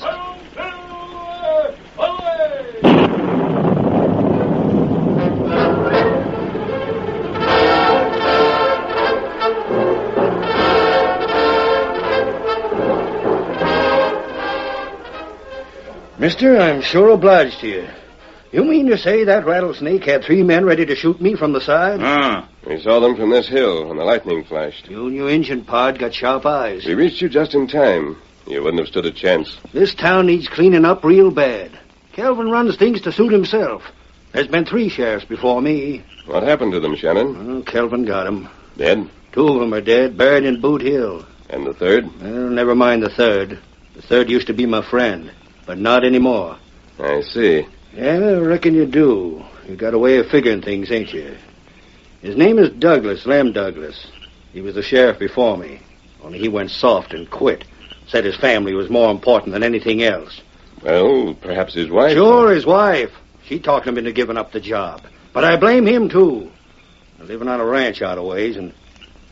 Well, never mind. I'm sheriff now, but I don't give up. You intend to get Kelvin? It's him or me. You're not married, are you, Shannon? No, I ain't. I'm all alone. But don't go looking for excuses for Lem Douglas. I was just asking. My job's to get Kelvin, savvy? It won't be easy. Kelvin has a gang of outlaws to follow him. How many deputies have you got? No deputies. Huh? You all alone? That's right, Injun. I suppose you'd call me stubborn. Not stubborn, Shannon. Perhaps too courageous. Yeah, maybe so. But a man's built a certain way, that's all.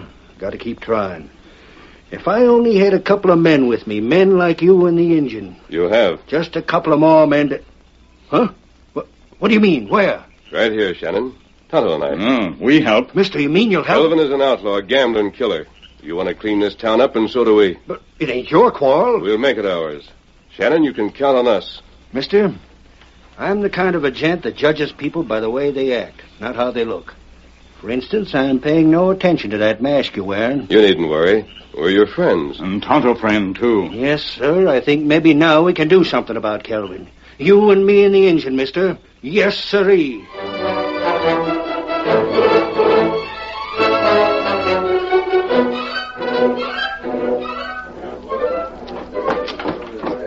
Kelvin, boss, we gotta talk. Oh, howdy, Brock. It's important. Keno, your chance. The game is over. Cash your chips on the way out. Vamoose. You got mud splattered on your boots, Brock. Been riding, huh? Kelvin, you know who that masked man is? I'm waiting to hear. Followed the trail out of town right after we missed the sheriff. Boss, that masked man is a Lone Ranger. A Lone Ranger, is he? Yeah, and that ain't the worst of it. He's joined up with the sheriff, him and the engine both. He's going to help the sheriff clean up Blue Rock. That means us. You had your gun with you, Brock. Yeah, and I was close enough to... And why didn't you shoot? Why? I was alone. All right, Scat. All right. What are we going to do? What's the masked man going to do? Well, they didn't talk over any plans. I see. Well, I reckon I'm safe enough for a while. After all, I got a dozen men with me. You'll need them. They'll stay close to me. Kelvin, I figure you ought to get them before they get you. Now, if you had a scheme... That's just what I have got. Tell the boys we're riding out in the morning. What's the scheme? It's just beginning to shape up. It all depends on what happens tomorrow morning when we call on Lem Douglas. Lem Douglas? But he used to be the sheriff before Shannon. Him and Shannon was friends. Button your lip. But That's enough. I know what I'm doing. Tell the boys. We're calling on Douglas in the morning.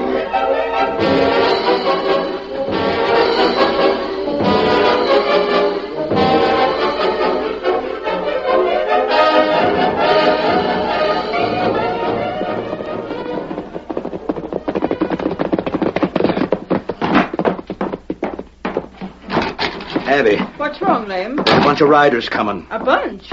I thought you said you saw only two. Man on a white horse and an Indian on a pink. It's not them. I watched them earlier. They was just sort of wandering around. They're gone now. Then who are the others? Looks like Kelvin. Kelvin.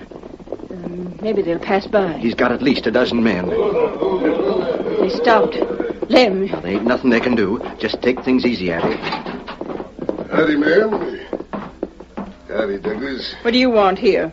Douglas, I come out here to talk to you. Yeah? I figure I can use you for a little job I want done. You got an all-fired nerve trying to tell me I that got 12 men with me, too. If I was you, I'd listen. Speak your piece and get out. That's better. Might as well be sociable. Lots of rainy weather we've been having, ain't it? Never mind the palaver. Get to the point. Douglas, there's some settlers in from the east. They picked out that section below the dry wash to squat on. I want them chased off. It's free land. It's my land. The government says... Never mind what the government says. I say it's mine, and I say to get off. Tomorrow night, Douglas, me and the boys plan to burn them out.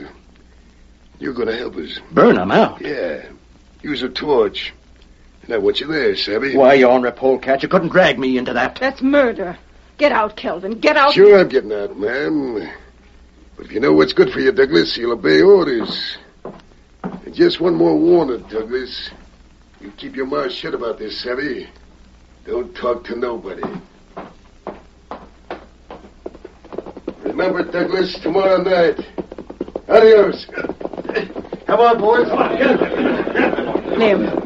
Lem, I don't care how you feel about Shannon. You get your horse and ride pronto. Tell him what's going to happen. Kelvin can't do that.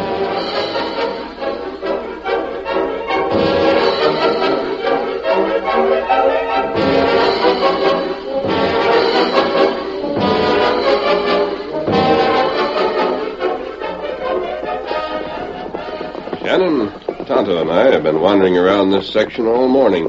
Just getting some idea of what it's like. Did you run across Kelvin? We not see anybody.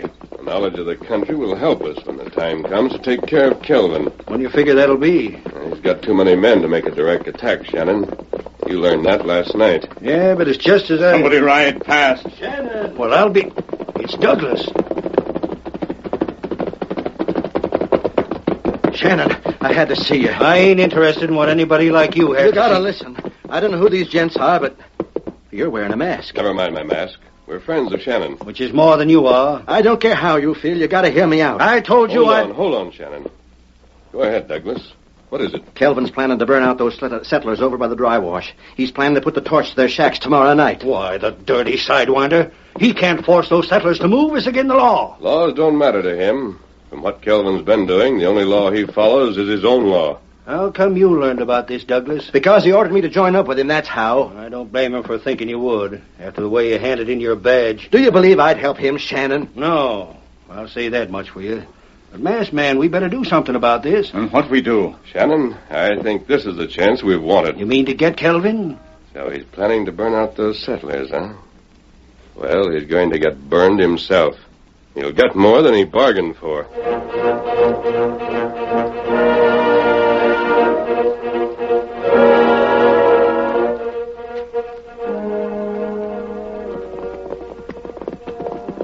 Kelvin, you're loco. All the fool ideas telling Douglas. Why, the minute we left, he headed off to warn Shannon. I looked back and saw him. I tell you, I saw him. So did I, Brock. Matter of fact, I figured that's what he would do. But boss, he'll tell Shannon. He'll tell him we aim to burn out them squatters. Sure he'll tell Shannon. Only we ain't gonna do that. Huh? You ain't? No, we ain't. I cooked that yarn up on purpose. You see, I'm gonna get the masked man and engine out of the way. Then I'm setting a trap for Shannon and Douglas. We're gonna get rid of them just like that.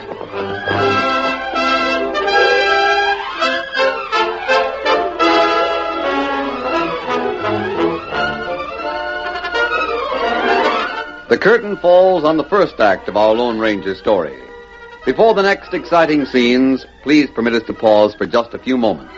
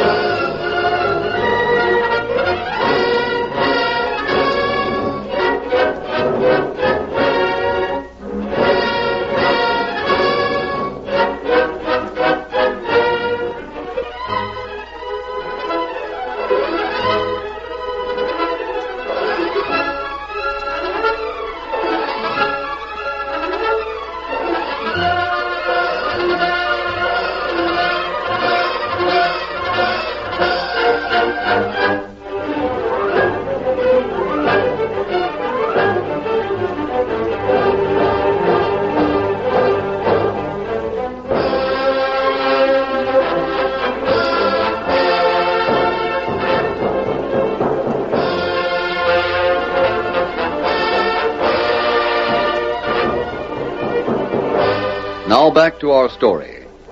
Kelvin and his gang of bad men ruled the town of Blue Rock and the surrounding country because of their numbers. When the Lone Ranger and Tonto saved the sheriff from their guns, Kelvin figured out a scheme to get rid of all three and make his position secure. The Lone Ranger and Tonto did not know of his plan. The next day, the rain came again, and in the Douglas ranch house... I hope the rain comes down in buckets. If it rains hard enough, Kelvin won't be able to set those homes on fire. Not tonight. Shannon? Yeah? You've been mighty quiet since you come in. You spent all yesterday trying to round up folks to stand up against Kelvin. Did you get any? No, I didn't. That's what's making you so quiet. They're all afraid of Kelvin, afraid to move.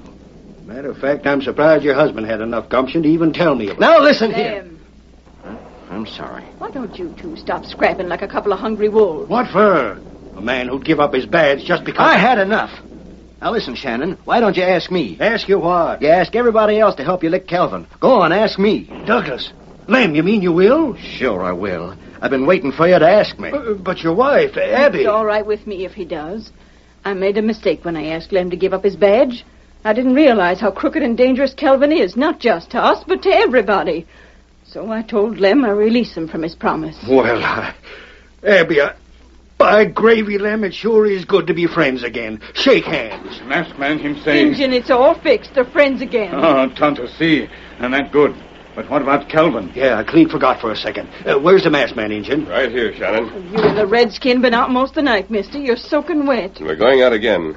Shannon, did you get any volunteers? One. I got Lem Douglas. That's all it will have to do. Come, Tonto. Oh, but, mister, wait. It's pouring pitchforks outside. We can't help that. Well, what's on your mind? Is something troubling you? Plenty, Shannon. I'm wondering whether the story Douglas told us is true. Well, of course it's true. We both heard Kelvin. He stood right there. What I mean is, does Kelvin really intend to go through with his scheme? Huh? Mister, I don't savvy. I have a feeling that Kelvin may have something else in mind. Those squatters have been there a long while. Why should he suddenly care about them? What else could he be planning? I don't know, Mrs. Douglas. That's why Tonto and I are riding out now. We're going to take a look at that dry wash where the squatters are. We go now, Coming, Tonto. Adios.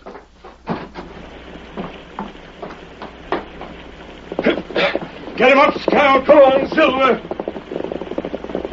Well, I wonder what he's puzzling about. What other scheme could Kelvin have?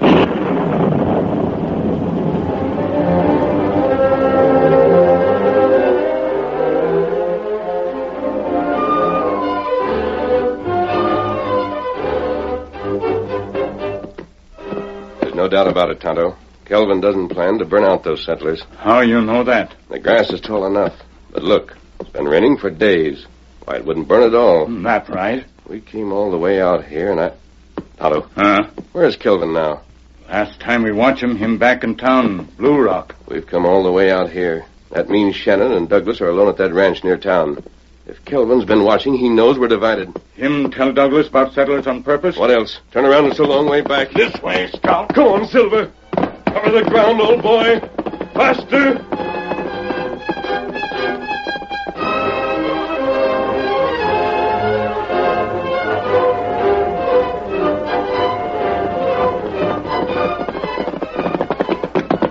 Near ranch. I don't see Shannon's horse.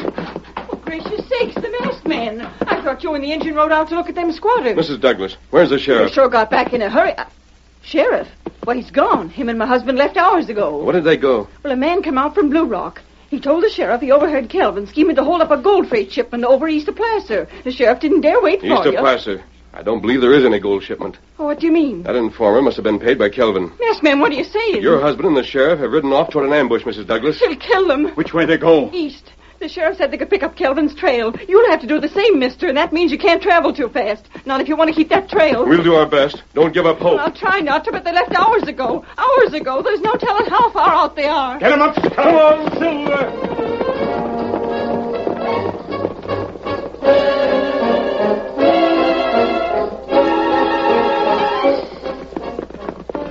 We're on their trail, all right, Douglas. Kelvin's up ahead someplace. Does it bother you? I'm wondering whether you played this smart, Sheriff. Huh? It's beginning to look like... Hold your jaw there, Douglas. I know my job. Sure. But you know how to run it.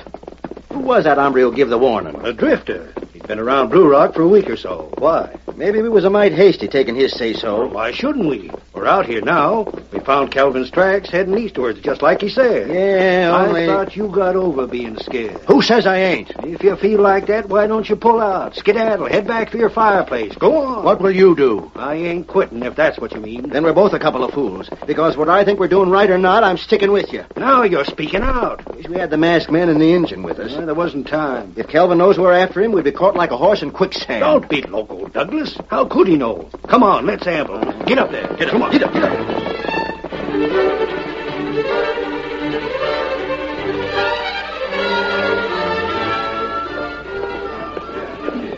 Maybe we ought to go faster, Kelvin. Don't be a local brain maverick, Shorty. We're going slow on purpose. Sure, only...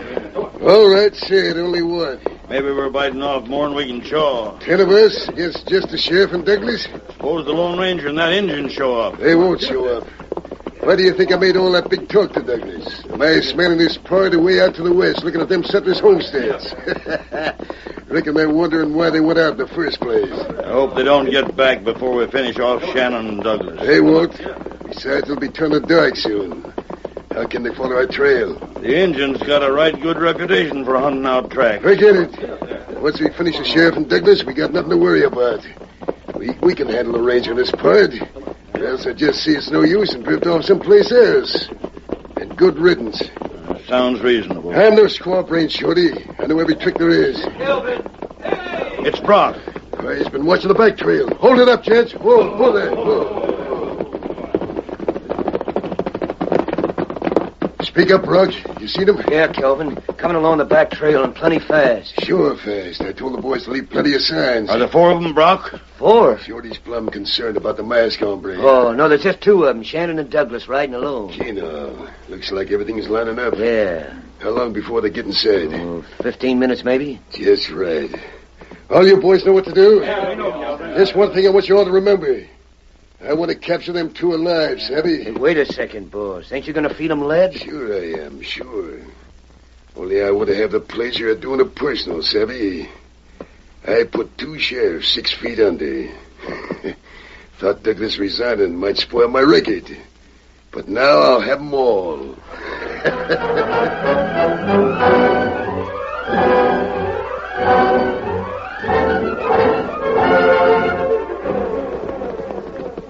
Sun's going down, Shannon. Yeah, a little while longer, we won't see tracks no more. Have to make camp. Kelvin won't be stopping. That is, if his plans are what we calculate. That's the second time you hinted, Douglas. Yeah. Still figure we've been tricked, huh? Not figuring, just wondering. It's too late to turn back now. You never had much sense, Shannon. I see you're right with me. Yeah, reckon I ain't got much sense neither. At least my guns are loose in the holsters. If we locate trouble, I can maybe set a couple off their horses before we go down. I'm loaded and ready. Gets awful quiet at sundown, don't it, Shannon? Yeah. It's that quiet you could...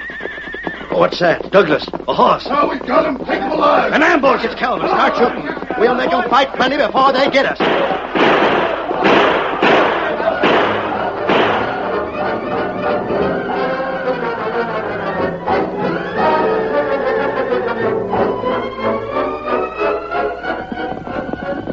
Come on, Silver. Can you keep up with us, Tonto? We try. Get him up, Scout. We may have to slow down soon. We're just guessing that they've come this way. It's too dark to be sure. That's right, Kimasabi. Soon we find... Tonto, gunfire. That's right. Tonto, hear it. Shannon and Douglas, they've been cornered. Calvin and his gang, Kimasabi, Tonto not hear gunfire anymore. The firing stopped. Perhaps we're too late. But at least we can trap Calvin while he's not prepared for us. Him got plenty men. We'll cut right through his gang. Once we get Calvin, the rest will give up. Now ride. Ride as you've never ridden before. Get him up. Hail Silver!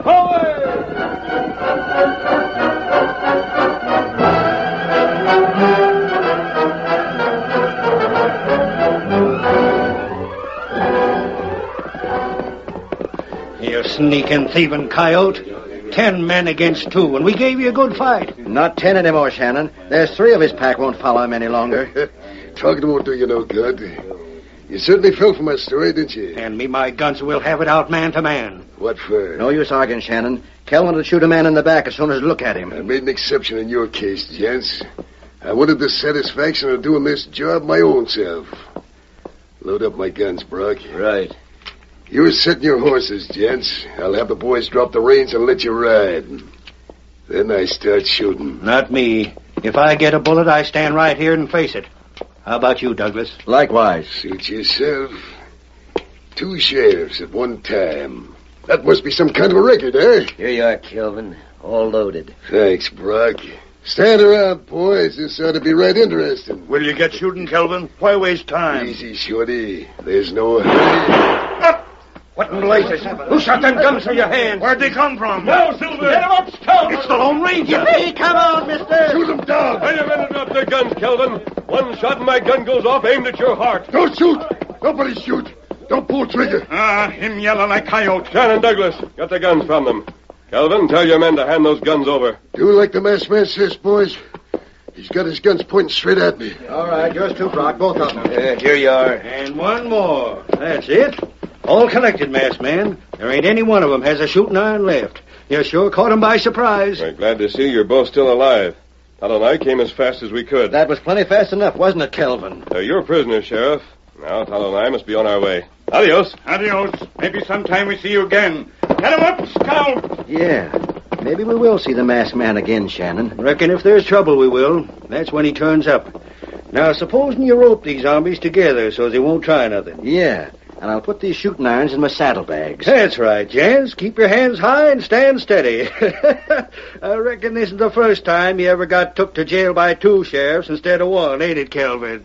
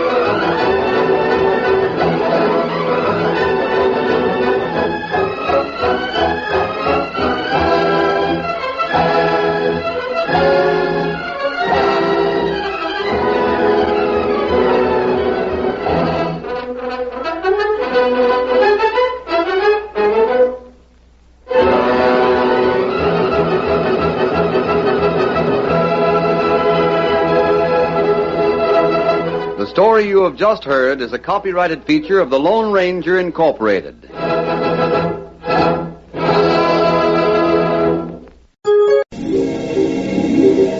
Now hands that delicious and feel soft as your face with mild green fairy liquid.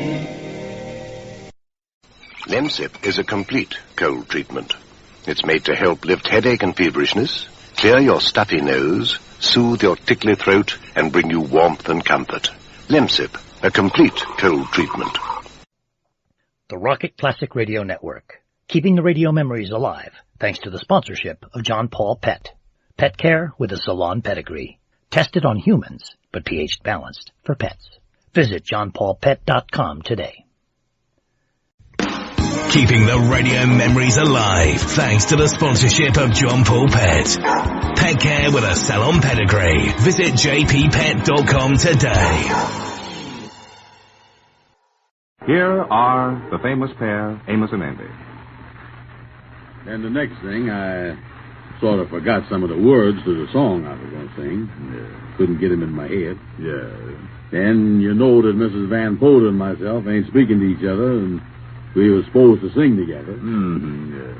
Then a little thing like, this didn't amount to nothing, but I started thinking about getting up in front of all them people and something going wrong. Oh, now, that's it right there. Now you done beat around the bush. You done finally got in there where the rabbit is. Yeah. Well, what's that? What? Yeah, well, that is that thing you're talking about. That is the germ that starts the whole fever, that fear germ. Oh, I wasn't scared. You think you was. And you were so nervous that all the nerves in your throat got together and said, let's tighten up on him. That's what your nerves say. Well, I've been over and talked to my singing teacher. I told her that I was better now. Yeah. Then she told me that she was going to have the recital next week. Oh, you was over there early this morning. Yeah, you told me that. Yeah. Oh, I in great shape. Whoa, ho, ho, ho, ho. Yeah. Come, I love you only. Oh, boy, I really wish the thing was tonight. Yeah, you really wish the thing was over and that you was a big success. That's what you really wish. No. I tell you, I know that I'm going to be a success. Mm-hmm. I know that the newspapers is all going to be there to hear me sing. Well, now, listen, and I didn't want to show you this, but here's a little piece that was in the newspaper today. What's that? Look here, I'll read it to you. The Bluebird School of Singing, which is managed by Mademoiselle Henrietta DeWitt, announced that the recital scheduled for tonight would be postponed until a later date due to illness of some of the participants. Yeah, well, that ain't bad. Now, listen to this. Andrew H. Brown contracted buck fever yesterday as the 0 hour approached. However, it was reported in Harlem that he knocked himself out with his own singing at rehearsals. That's a fine thing. Residents of Harlem claim to have never heard Mr. Brown sing. That noise you have been hearing for the past 2 weeks, which resembles a cow, was Mr. Brown rehearsing for his debut. Now, there's something. It is reported that Mrs. Henry Van Poder, one of our better singers in Harlem, flatly refused to have her voice humiliated by singing a duet with Brown.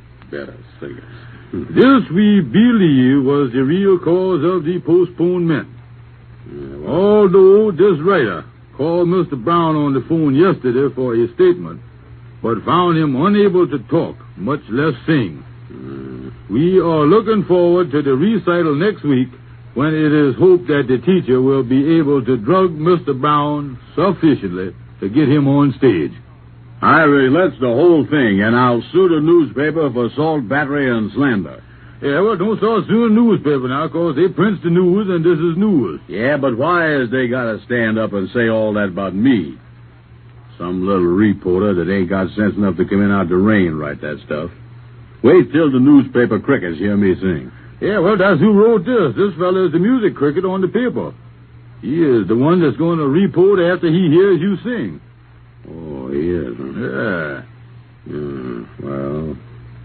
Well, I better let bad enough alone. Yeah, I say you might as well. Don't forget, don't try to fight the newspaper. Remember, the pen is mightiest than the sword. Yeah, I'd rather get stuck with a pen, though. Yeah, well, he's sticking you with one now. Yeah, that's the way with these crickets. They can't do nothing themselves, and they find fault with everything everybody else do. Well, the man is paid to find out the news about singing, and he got to tell the truth, 'cause the public wants to know the latest news. My public. How can they be like that? I love them. Wait a minute. Here comes Henry Van Porter. Yeah, I'm going to talk to him. Don't start an argument with him. Oh, he's on my side. Come in, Henry. Well, how is you today, Henry? Well, my charming friends, how is you? Mrs. Van Porter is home, and she's having a nervous breakdown. Oh, she is now. What's the matter with her? Getting old? Wait a minute, Andy. I do not like that remark about Mrs. Van Porter. Well, you don't like her singing neither, do you? Well, her singing has nothing to do with the remark you made. I'll have you know, Andrew Brown, that she is a member of the younger set. All right, all right. Well, what's the matter with her? Yeah, what is the matter, Henry? Well, it just seems that this singing that she's doing is getting on her nerves. Last night she heard the news of the postponement, and it just messed up all of her plans. Yeah, well, Andy had a bad throat here till they called the thing off. Yeah, I was sick as two horses there for a while. Yeah. Well, confidential and under your hat, Mrs. Van Porter went to a store here in town, and she got a new dress to take home on approval. She was going to take the dress back Saturday morning, and she had a hard time getting the dress out of the store. Oh, yeah, they won't let my wife take none out unless they put one of them lead sinkers on it, and if you take the lead sinkers off, why, you got to keep the dress. Well, they had the little lead weights on the dress that Mrs. Van Porter borrowed, but she got some flowers to cover the lead. Oh, yeah, they do that. But now she can't use the dress for the recital, and, of course, she blames you for the whole thing, Andy. Well, you blame me for it, huh? Yeah, what's that? Well, first of all, she said that you are teacher's pet. Well, one thing, I paid that teacher $21. I ought to get a little petting for that. That's more than Mrs. Van Porter done paid. You know that teacher can't live on IOUs. Well, boy, some things you know goes wrong and you can't do nothing about them. Well, I will be glad when this singing is over because it is about to drive me out of my own home. Well, don't forget we got to practice. People complaining about my singing. Well, yeah, and there's been some complaints, yeah. I have heard, come, I love you only till I'm about to jump out of a window. Well, I don't sing that much. I vocalize. Hey, E, I, O, you, whoa. Yeah, well, that is the thing, ain't it? That the fellas is talking about in the newspaper, you know. Mrs. Van Porter says that you will ruin her voice. Well, how about her ruining my voice? She got me deaf in one ear now, the side she sings on. Yeah, well, tell me this. When do you think the recital is going to be? Well, Mrs. Van Porter talked to the teacher a while ago, and the teacher thought that she would tell everybody, but the singers, a little ahead of time, and not tell them till a few minutes before the recital happens so that they won't have time to get scared. Scared? I ain't scared, I'll tell you that. I'll sing in front of anybody. Be very funny if you see me in Carnegie Hall. I think they got it, Janet, Andy. All right. Be funny now. Be funny. I'll show you. Wait a minute. Come in, son. Well, hello there. What y'all doing in Hello, here? Amos. Yeah, well, we're just talking to Andy here, Brother Amos. Andy claims that, after all, the reason his throat closed up on him and all that stuff, that he claims that he didn't have the buck fever, and that wasn't the trouble with his throat. Yeah, well, don't think that I got the buck fever. Yeah, well, the reason I come over here, I just talked to your singing teacher just a minute ago. I just left there, and she says that she is going ahead with the recital tonight, and Andy, you has got to sing. Well, that's news. Yeah, well, going ahead with it, huh, Amos? Well, what do you think of it, Andy? Well, I'll do the best I can. No, that's all right. Take it easy. I was just fooling. Yeah, now there's a fella that's really got a throat, ain't he? Yeah, them buck fever germs is just laying in your throat there waiting to hear something. Come on, son, unlax yourself. I was just kidding. To many, many families, soup means Campbell's tomato soup. So, if it's a favorite at your house, too, won't you plan to have it again soon?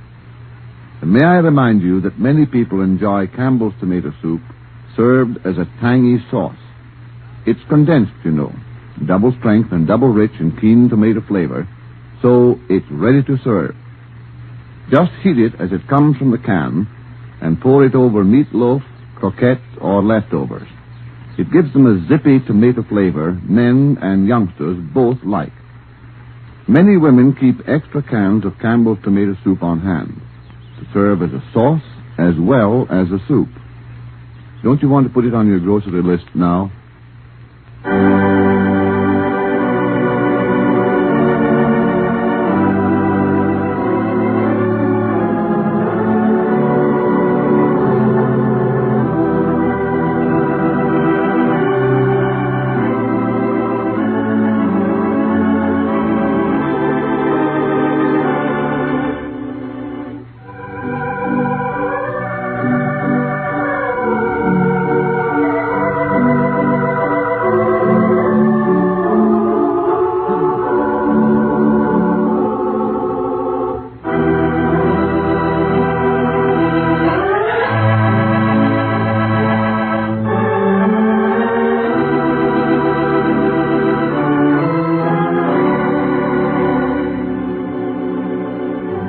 Amos and Andy in person will return to you tomorrow at this same hour.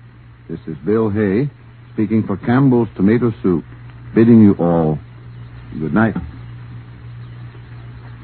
Tomorrow, meet the day with a sunny glass of tomato juice. But make sure it's Campbell's. Campbell's canning process retains the fresh tomato flavor that never varies can to can.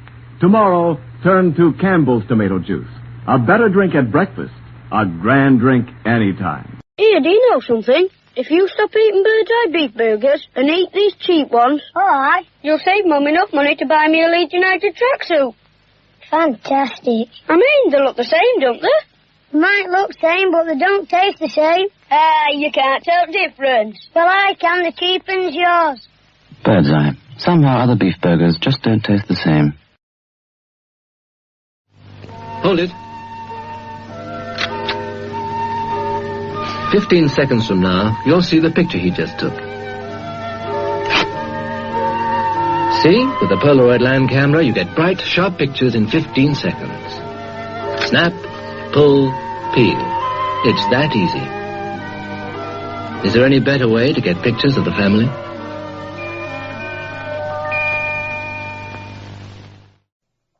The Rocket Classic Radio Network, keeping the radio memories alive, thanks to the sponsorship of John Paul Pet. Pet care with a salon pedigree. Tested on humans, but pH balanced for pets. Visit johnpaulpet.com today. Yo-ho, yo-ho, brushless or lather, boys, whichever you've the notion. 50 cents for shaving cream, $1 for the lotion. Old Spice means quality, said the captain to the bosun. So look for the package with the ship that sails the ocean. Yo-ho, yo-ho, yo-ho, yo-ho.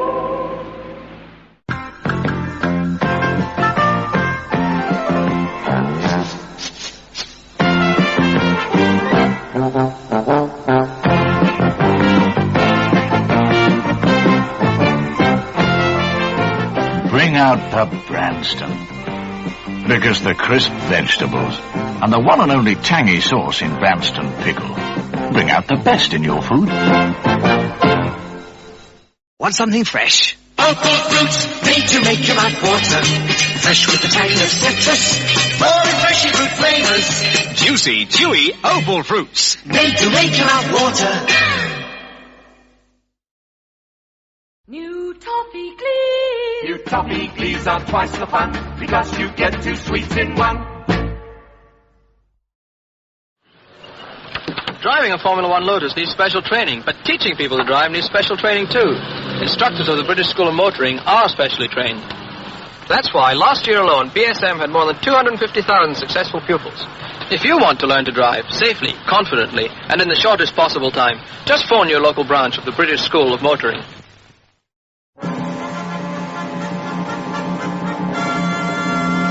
Tudor Queen, the queen of canned meats. Tudor Queen ham, Tudor Queen ox tongue, Tudor Queen chicken, Tudor Queen luncheon meat. Rich in history, rich in quality, rich in value. Tudor Queen.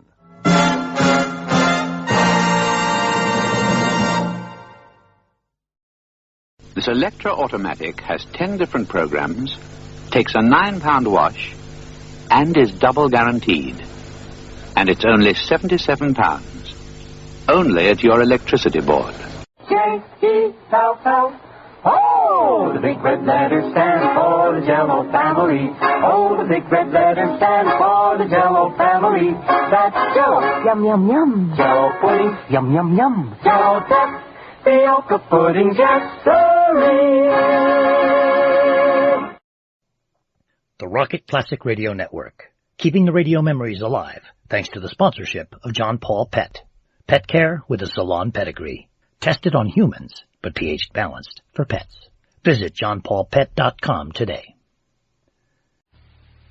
The Signal Oil Program, The Whistler.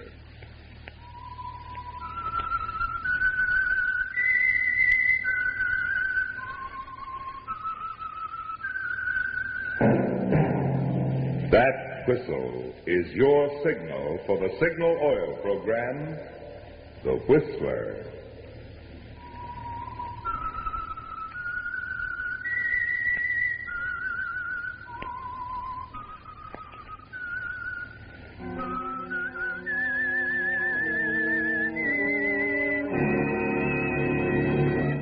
I am the Whistler, and I know many things, for I walk by night.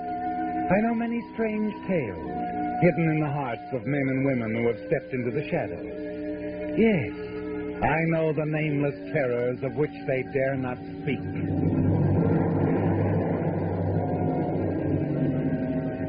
Yes, friends, it's now time for the Signal Oil Program, The Whistler, rated tops in popularity for a longer period of time than any other West Coast program in radio history.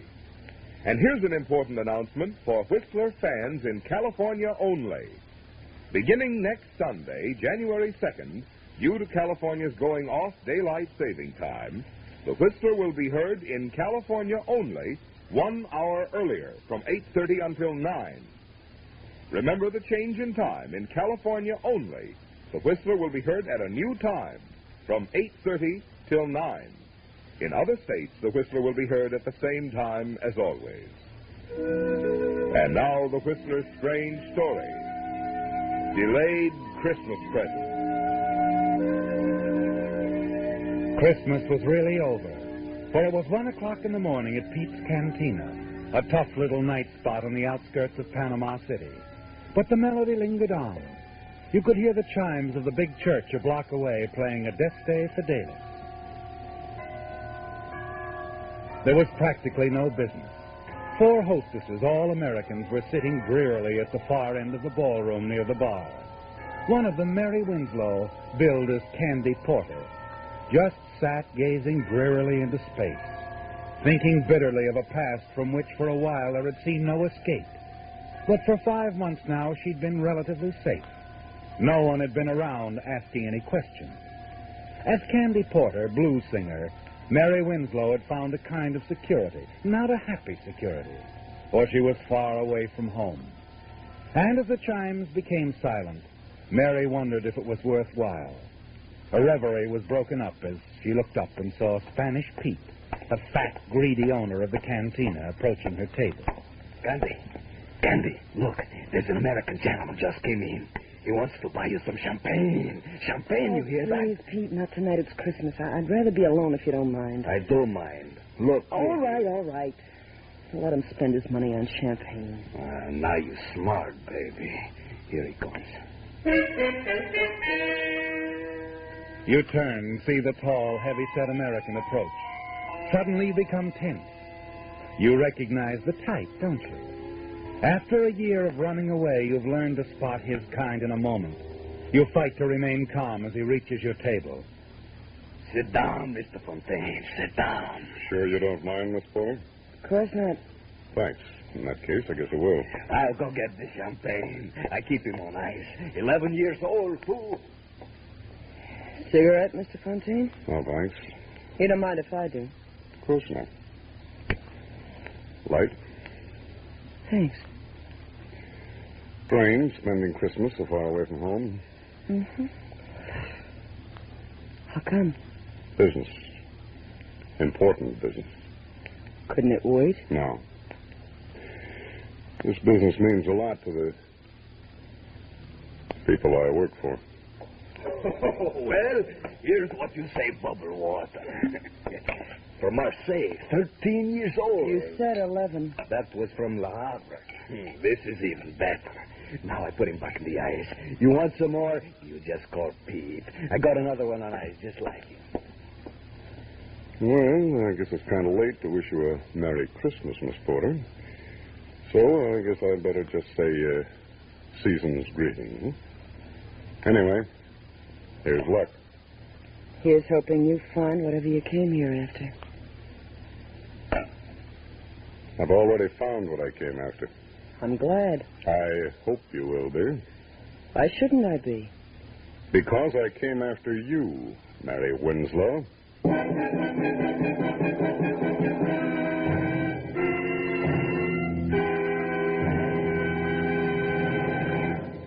With the prologue of Delayed Christmas Present, the Signal Oil Company brings you another strange story by The Whistler.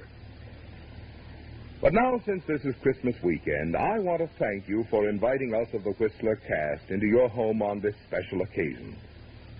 During the 6 consecutive years that the Whistler has been broadcast by Signal Oil Company, many of us have had the pleasure of celebrating Christmas with many of you a number of times.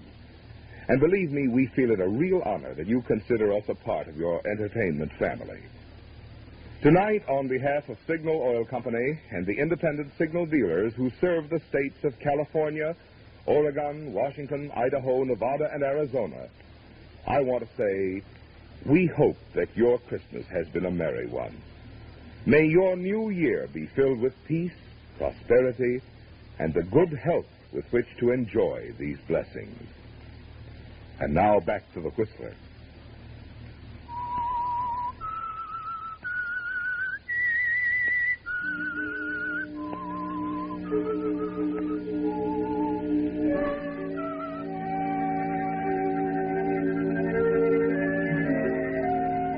After a year, it doesn't seem fair, does it, Mary Winslow? After a year of hiding, using one name and then another.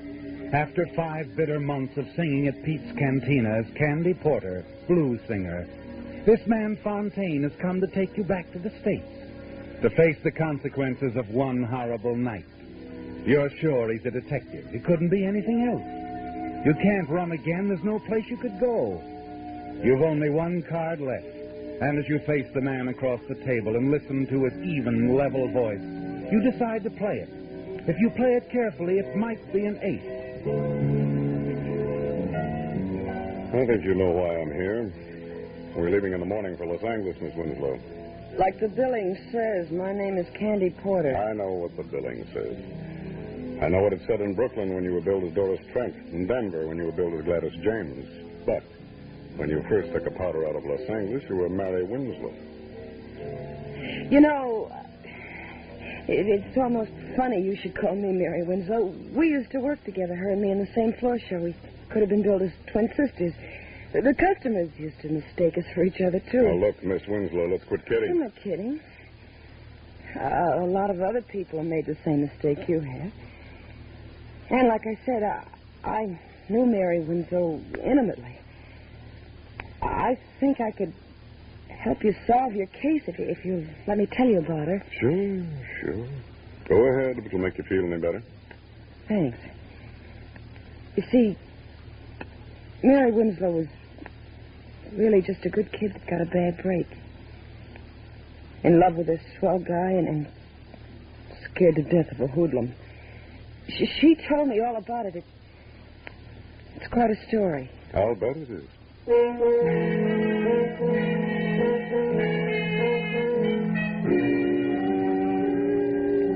Yes, it was quite a story, wasn't it, Mary? And it all began a year ago Christmas Eve at the Christmas party given by your employers in the pink room of the Swank Wilchester Hotel. You really enjoyed yourself that night, didn't you? And you were quite the hit of the evening. You sang 3 numbers and went over big. Your fellow workers didn't know your many talents. Everyone told you what a fine singer you were. And when you left, you were feeling good. So good you decided to drop into the cocktail lounge, make a phone call, and have a nightcap before going home. Scotch and soda. Mix it. Make mine the same, Bill. Gotcha. I heard you sing tonight. You were terrific. Thanks. What's the matter? Did he stand you up? Who? The guy you were just talking to on the phone. No, I guess he didn't stand you up. Didn't he? And he's on his way here right now. Yep, that's the answer. Lucky guy. Hey, our folks. Oh, let's take it out of here, Bill. Now, look here, Oh, Mr. take it easy. It's practically Christmas. What's the harm of my buying you one drink? Like I said, I like your voice, Miss Winslow. Here's your change. Oh, thanks, Bill. You must be a detective. You know my name and everything. No, not everything. But it wasn't any trick to find out your name. I just asked one of the boys if I was dancing with. My name's Joe Clark. Oh, I see you've never heard of me. Should I have? A lot of people have. Most of the boys and girls around the night spots know me. Well, then that accounts for my ignorance. You see, I seldom haunt the night spot. Well, you should. With a voice like yours, you could be packing them in a good nightclub. Oh, now I get it. You're a professional talent scout and you want to get me into the movies. No. I'm a gambler. Shock you? Why should it? Live and let live is my motto. And that's exactly what I'm going to do right now. What? Live my life and let you live yours. Good night, Mr. Clark. My. Just think, tomorrow I can tell all the girls at the office I met a real live gambler. You could tell them all a lot more than that if you believed in your voice as much as I do. Really? Uh-huh. You've heard of Dominguez on Sunset out near the ocean? It's an undercover gambling club, isn't It's it? more than a gambling club. It's a swell floor show. A lot of big people go out there, people that count. And they're all intimate friends of yours, I'm sure. Not all, but I know quite a few. Could push you right to the top with that voice. Oh, that's the oldest line I've ever heard. It's not a line. Yeah, but skip it. Go on home. Listen to the radio. Eat candy. You can have a terrific time. You go to Dominguez with me, you can't tell what might happen. You might have to meet a couple of show producers. So play it safe and go home. It may be dull, but you'll always get to work on time. Is that all you have to say? That's all. Nighty-night. Wait a minute. Yeah? Could we be back fairly early? Leave anytime you say. Well, what are we waiting for? Oh, now you're making sense. I'll call a cab. Never mind, I have a car. It's parked right around the corner. Clark used just the right approach, didn't he, Mary? You realize you're being a fool. But as the hours pass, you tell yourself your fears are groundless. Joe treats you with perfect courtesy. You watch the gambling for a while, then proceed to the silver room and enjoy the floor show. Afterward, you have a little food and watch the dancers.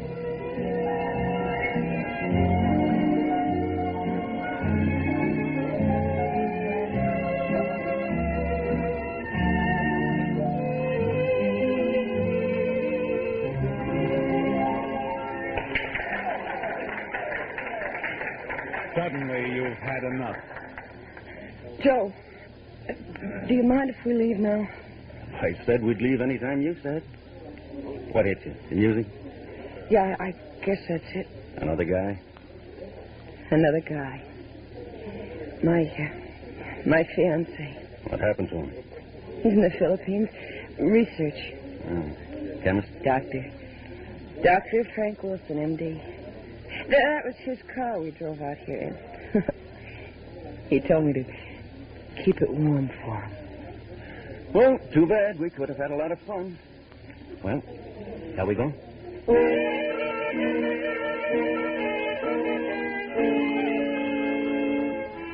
Was it just a song, Mary? Or was it that uneasy feeling you have about Joe that made you want to leave so suddenly? It must have been the song. Well, as you're ready to leave the club grounds, Joe is still a considerate escort. Well, hop in. Oh, unless you want me to drive. I'll drive, unless you mind too much. No, I don't mind. Probably be safer, too.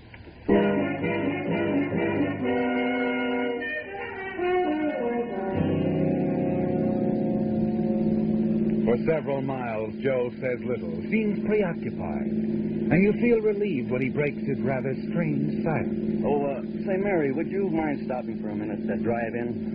All of a sudden, I've got an awful headache. Maybe I can get some aspirin. I doubt it, but we'll give it a try. You can keep the motor running while I'm gone. I'll only be gone a few seconds. Okay. I'm dreaming of a white Christmas.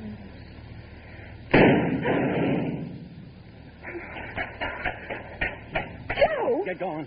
Joe, you shot him. I said get going fast. There's a gun in your ribs, baby. You just saw what happened to one guy that crossed me.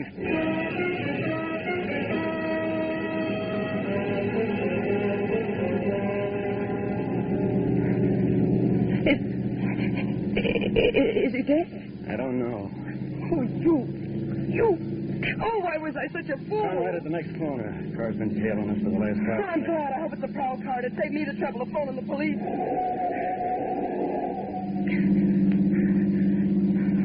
He didn't turn, baby. You shouldn't have said what you did about phoning the cops. You better pull over and park. We got a couple of things to talk over. I said pull over.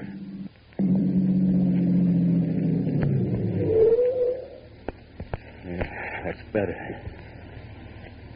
Please, Joe, don't kill me.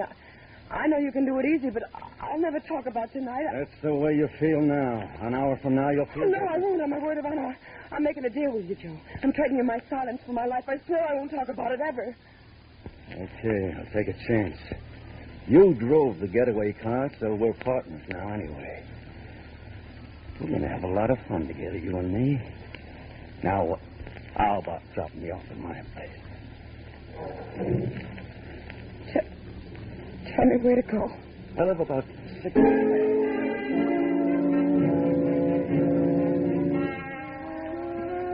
After you drop Joe and you reach your apartment, you're so weak you can hardly stand. Your senses are reeling, your brain is spinning. You practically fall into bed. You try to snatch a little sleep, but sleep is impossible. Finally, at 6 o'clock in the morning, the newspaper is shoved under your apartment door. The headlines sicken you. Drive-in operator shot and hold up dies. The subheadings are even worse. Unidentified man and woman seen fleeing from scene of crime in dark green 47 model Chevrolet. Pedestrian believes he can identify both car and woman. There it is, Mary. Hopeless, isn't it? Even if you called the police, your story would sound phony now. It's closing in on you, isn't it, Mary? Yet frightened as you are, you're certain of two things. That you're not going to become further involved with Joe Clark. And you won't allow any unfavorable publicity to fall on your absent fiancé, Dr. Frank Wilson. You were foolish to risk a life of happiness with him, weren't you? For a few moments of excitement with a gambler, a murderer like Joe Clark. But you decide there's only one thing you can do, Mary. Leave town, disappear, and never see Clark again. You dress hurriedly, packing only a few belongings, and then spend Christmas Day and night at the home of a girlfriend. The next morning, you're on an eastbound plane. 3 months later, you're singing in the Golden Lion, a prosperous little nightclub in Brooklyn, New York, where you become a featured performer under the name of Doris Trent. You're a great success under your new name. And then one night you have a visitor. You're sure it's Mr. Vern Shields, London musical comedy producer. Come in. Well, what do you know? Long time no see, Miss Trent. Doris Trent, it says on the program. All right, Joe. Now that you've found me, what's on your mind? You double-crossed me, baby. You're crazy. That's why I left town, so I wouldn't have to talk to anybody. But you could still write, couldn't you? I don't get you. That anonymous note to the police, written just after you left, telling all about that driving job. Gave the exact time, my name, where I lived, what I had on, everything. But not a word about the girl with me. Funny, huh? You're the only one that knew all of that, baby. Oh, no, Joe, you're wrong. Believe me, I didn't write any note. Couldn't have been anyone else. 2 days after you left, they picked me up for questioning. Anybody could have written a note like that. But one of your enemies might have wanted you out of circulation and tried to frame you. Yeah, maybe, but I doubt it. Joe, I didn't write it. I've kept my bargain with you 100%. There's one way you can convince me. How? Marry me tonight. Marry you? Yeah. That way I'll be sure of you. Wives don't testify against their husbands. Besides, I'll know what you're doing all the time. Oh, Joe, I gotta go to my show. Let's talk this over in the morning. Tonight or else you can run up to Connecticut. But go ahead, do your show. And if you've got any ideas about calling in the cops, don't forget you drove the getaway car. And in case anything serious should happen to me, there's a written confession in my pocket telling exactly how you helped me pull the job. How we used your boyfriend's car. How you kept the motor on waiting for me. Your doctor would love reading about that, wouldn't he? No. No, he wouldn't. Then don't get funny. Go ahead and on to your show. I'll wait till you're here.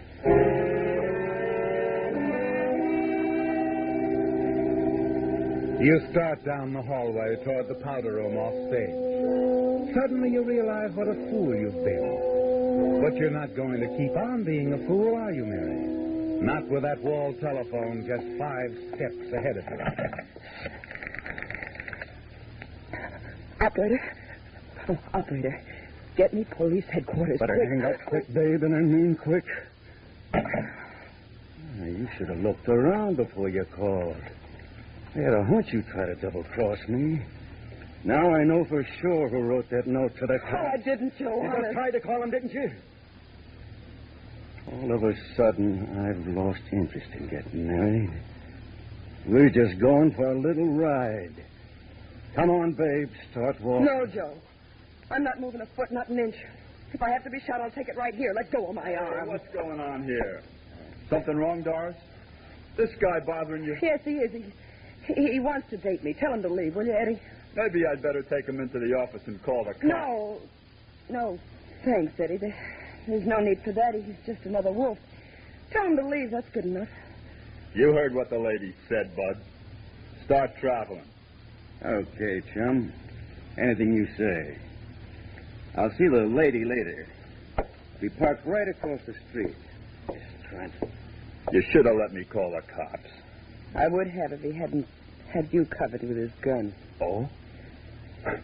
Thanks, kid. Eddie, I gotta get out of town fast. After what you just did for me, that's a cinch.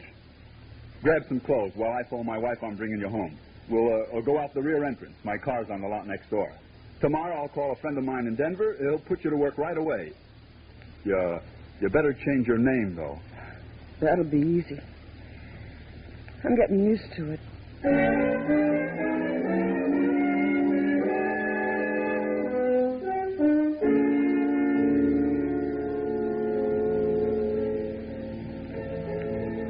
So, Mr. Fontaine, that's where I met Mary Winslow, in Denver at the High Hat Club. Billed as Gladys James. She roomed with me about 2 months, and then she left, just like that, one night when a waiter told her some guy wanted to interview her for a magazine. That's the last I ever saw of her. That's the end of the story? That's the end. And Mary Winslow told you all this? Well, we were very close friends. Well, so you were. You expect me to believe that? It's true, every word of it. You know something? You ought to be writing stories for the movies.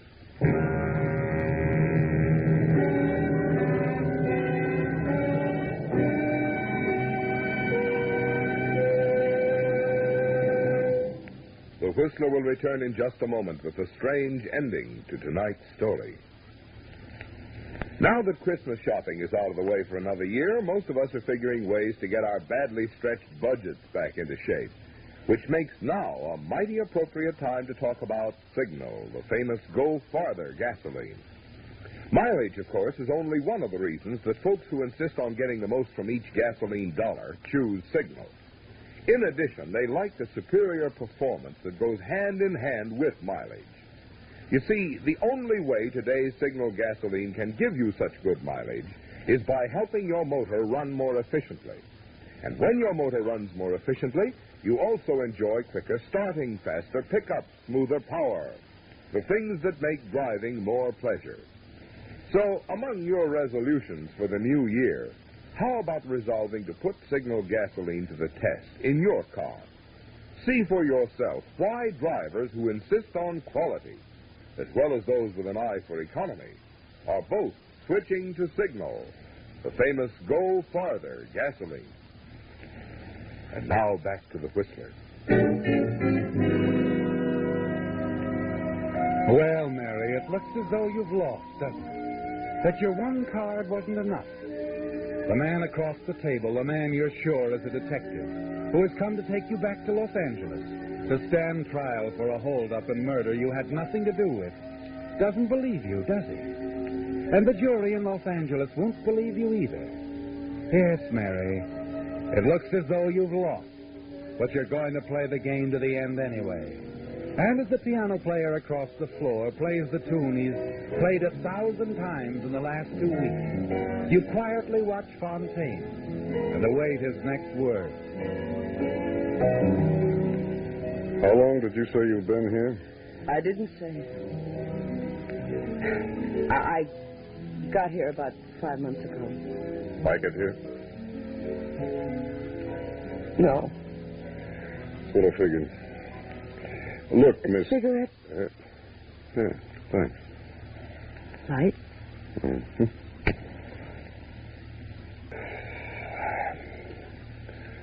Thanks again, Miss Porter. Did you say Miss Porter? That's what you said your name was, didn't you? That's what the billing says, too, isn't it? Oh, thanks, Mr. Fontaine. Thanks for believing me. There's just one thing I'd like to ask you, Miss... Ask me anything. Knowing Miss Winslow as well as you do you think she might come back to Los Angeles sometime and sort of clear things up? I think she might. Someday.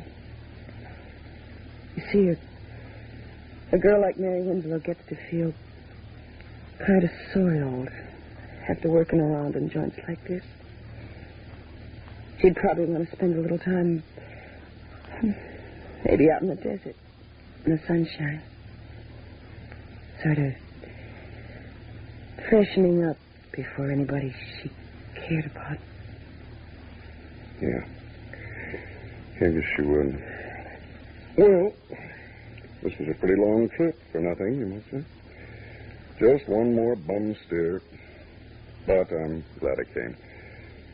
I always figured that confession we found on Joe Clark was a phony. Clark? Is Joe Clark in jail? He's dead.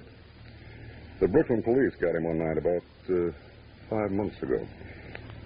Anyhow, they got the tip. A woman called the police one night from a little nightclub, the Golden Lion Club. She hung up before they answered the phone, but the Brooklyn boys decided to investigate anyway. One of them spotted Clark parking the car across the street, and he got trigger happy, and that was that. Joe Clark. Finished. Well, Miss Porter, if you ever run into Mary Winslow... I'll tell her all about the Christmas present I got from a swell cop named Fontaine. I'm not a cop, Miss Porter. You're not? Then who are you? I'm a private investigator, working for a guy named Wilson. Dr. Frank Wilson. Frank Wilson? That's right. He's in love with Mary Winslow. Doesn't care where she's been. Just wants her to come back and marry him. Well, so long, Miss Porter, and Happy New Year. Mr. Fontaine. Yes? Do you think you could arrange for me to go back to the States with you? I guess I could. I was figuring on taking one lady back. Are you going on through to Los Angeles? Not for a while. I'd kind of like to spend a little time in the country somewhere. But I think maybe before next Christmas. Well, I think I'll find Mary Winslow again.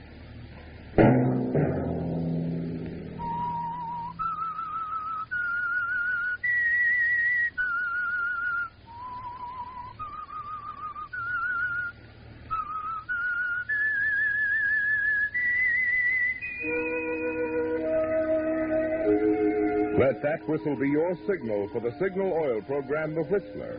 Now let me repeat an important announcement for Whistler fans in California only.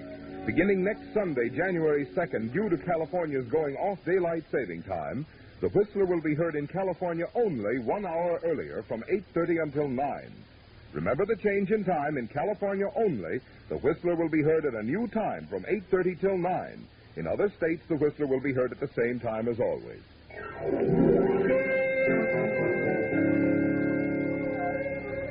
Featured in tonight's story were Joan Banks and Jack Petruzzi. The Whistler was produced by George W. Allen and directed by Gordon Hughes, with story by Edward Bloodworth and music by Wilbur Hatch, and was transmitted to our troops overseas by the Armed Forces Radio Service. This is Marvin Miller speaking. This is CBS, the Columbia Broadcasting System.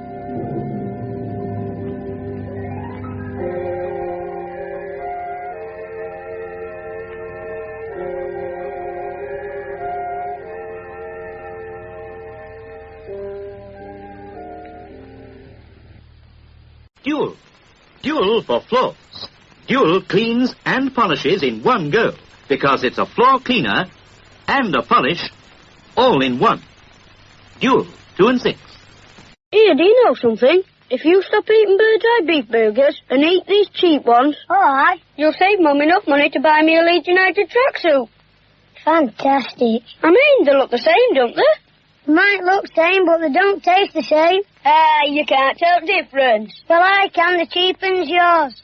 Bird's eye. Somehow other beef burgers just don't taste the same. Do you know the one-word recipe for cheesecake? Greens, greens, greens, greens, greens, greens, greens, greens, greens. Greens cheesecake. Greens, greens, greens. Greens cheesecake. Sweet, crumbly biscuit, smooth, tangy filling. Just add milk and butter. Made in 10 minutes and no baking. Greens, the one-word recipe for cheesecake. Greens cheesecake. Here, do you know something? If you stop eating bird's eye beef burgers and eat these cheap ones, Aye. you'll save Mum enough money to buy me a Leeds United tracksuit. Fantastic. I mean, they look the same, don't they? Might look same, but they don't taste the same. You can't tell the difference. Well, I can. The cheap one's yours. Bird's eye. Somehow other beef burgers just don't taste the same. Time for a tippin', fried tippin', the fruit and biscuit chocolate bar. Keeping the radio memories alive thanks to the sponsorship of John Paul Pet. Pet care with a salon pedigree. Visit jppet.com today. We adore her, we adore her. You and friends in a very special way. We adore her, nothing's purer. You're the one that can brighten up our day.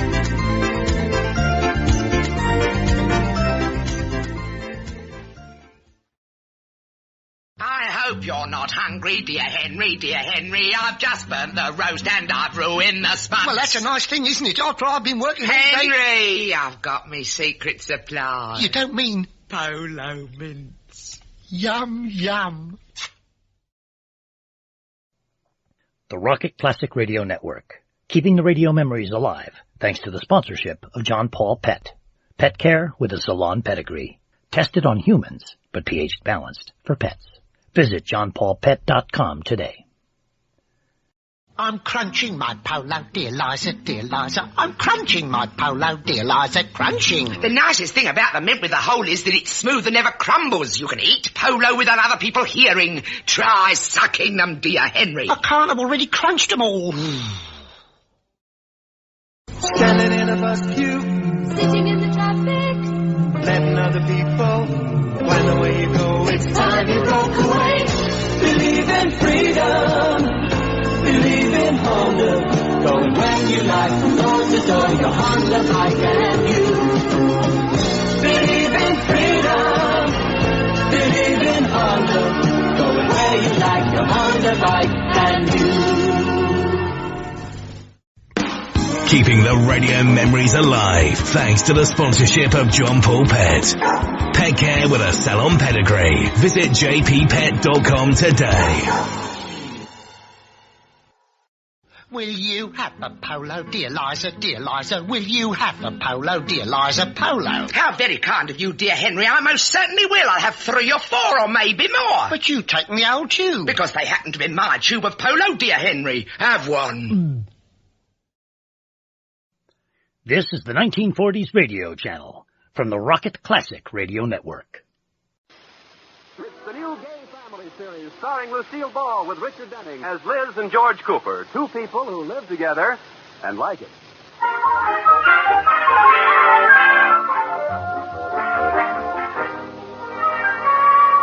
If you were a little bird looking down the main street of the town where Liz Cooper lives, you'd see a strange sight right about now.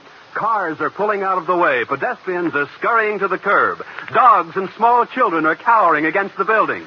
For coming down the street is an automobile with Liz Cooper at the wheel.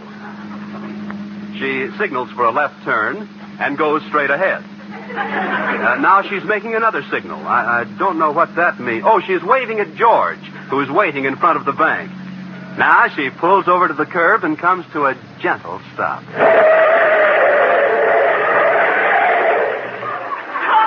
Hi, George. I'm here. So I see. Say, I didn't do a bad parking job, did I? No, only 2 wheels are up on the sidewalk. Well, come on, we're late and it's my fault. Get in. I can't. Why not? The front wheel is on my foot.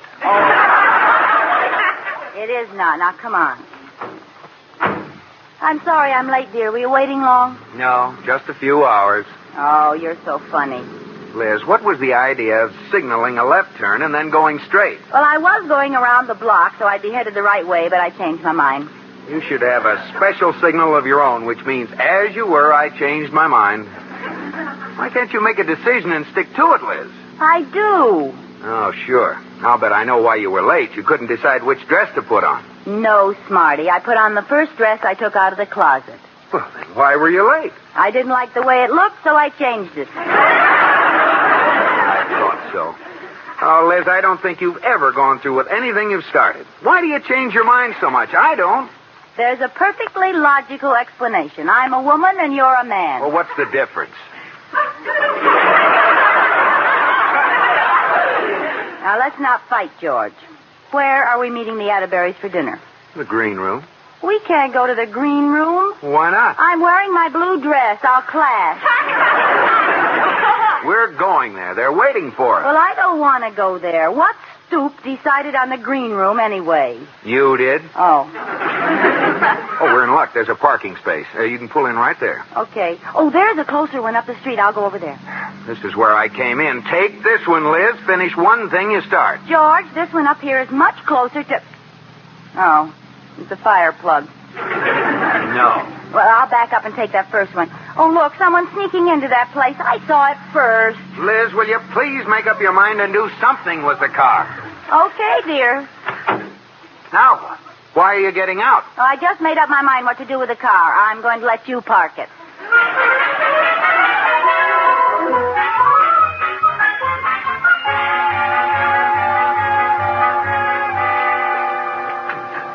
Oh, there they are. Hello, Iris, Mr. Atterbury. I hope they're not angry about waiting. Hiya, folks. Hello, Liz. Hello, George, boy. Hello, George. Hello, Liz, girl. Well, I'm sorry we're late. Well, let's get some menus in order. I wonder what's good. Try the roast beef. It was delicious. You've eaten already? No, he's fooling. Ha ha, Rudolph. Now shut up.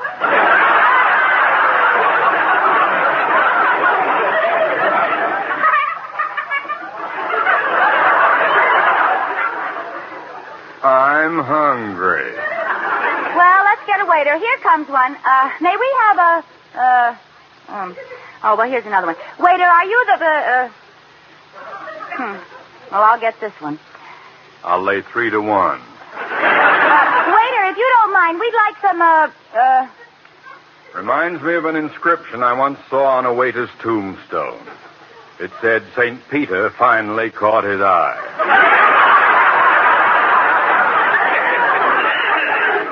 Well, here's a waiter I won't miss. Waiter. Yes? We'd like some menu. Well, let go of my tails and I'll get you some. I'll be right back. Oh, look. Some people are leaving that table by the window. If we move over there, we can have a view while we're eating. Remember what I told you, Liz. This table is fine. Oh, come on, George. You'd like to move, wouldn't you, Iris? Well, You'd like to, wouldn't you, Mr. Atterbury? Well, See, George, it's 3 to 1. But our stuff is already here. Well, we'll take it with us. Iris, you carry the butter plate. Mr. Atterbury, the napkins. Yeah? George, here, you What? take the water glasses, and I'll carry the silverware. Hurry up. Someone else is heading for Yeah, us. go on. Ah, good. We beat them. Everybody pass the things around now. Here's a plate of water, Iris.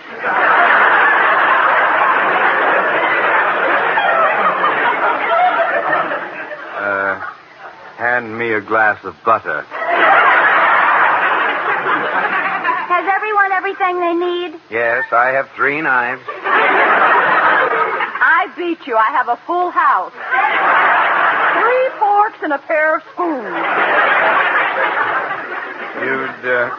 You'd better call the waiter. He's looking under the other table for us. Ollie, ollie, oxen free. Oh, waiter, dear. Here we are. Oh, there you are. Yeah, we'll order over here. Sorry, this isn't my table. Oh, come on. Wait on us. All right, here's the menus. Let's see. Oh, everything looks so good. I'll have the,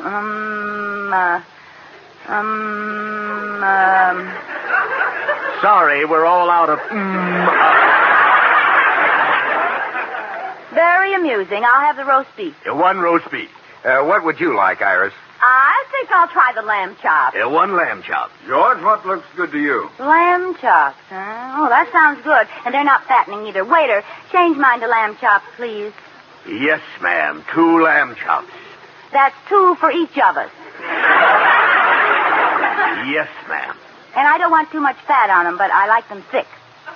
Would you like me to trot the lamb by?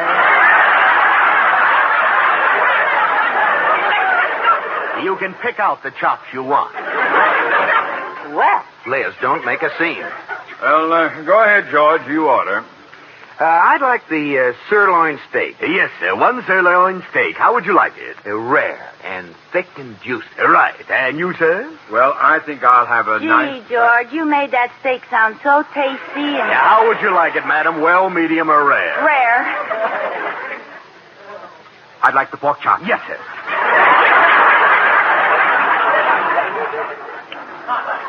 Now, what would you like to drink? You order last.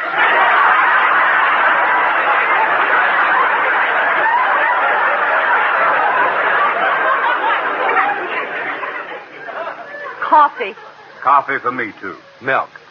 And what would you like, madam? Pork chops, huh? Oh, no.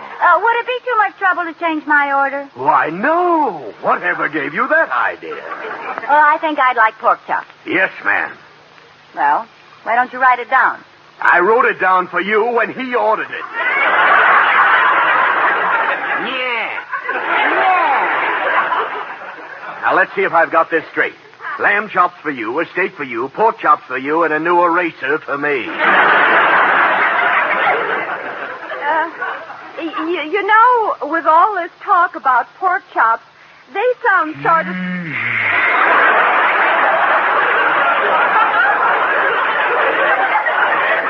Now, you keep quiet, Iris. We've had enough changing of minds. Yeah, I'll get the appetizers while you fight it out. What's What's the matter with you, Liz? Well, I couldn't help it, George. Everything everyone else ordered sounded so just ginger peachy. Fine thing. Everyone's staring at us. Who is? That couple right there. The ones eating fried chicken? Yes. My, doesn't that chicken look good? I think I'll... You wouldn't dare. Now forget it. Oh, who wants pork chops? You'll eat them if I have to give them to you intravenously.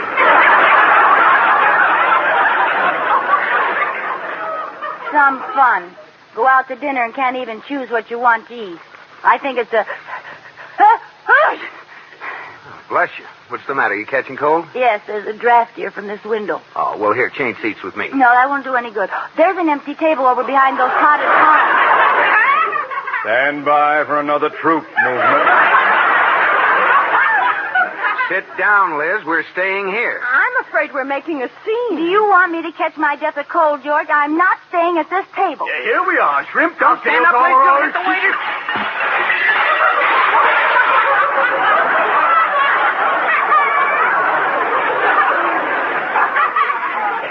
Now, aren't you ashamed of yourself sneaking up behind me and hitting me with a tray?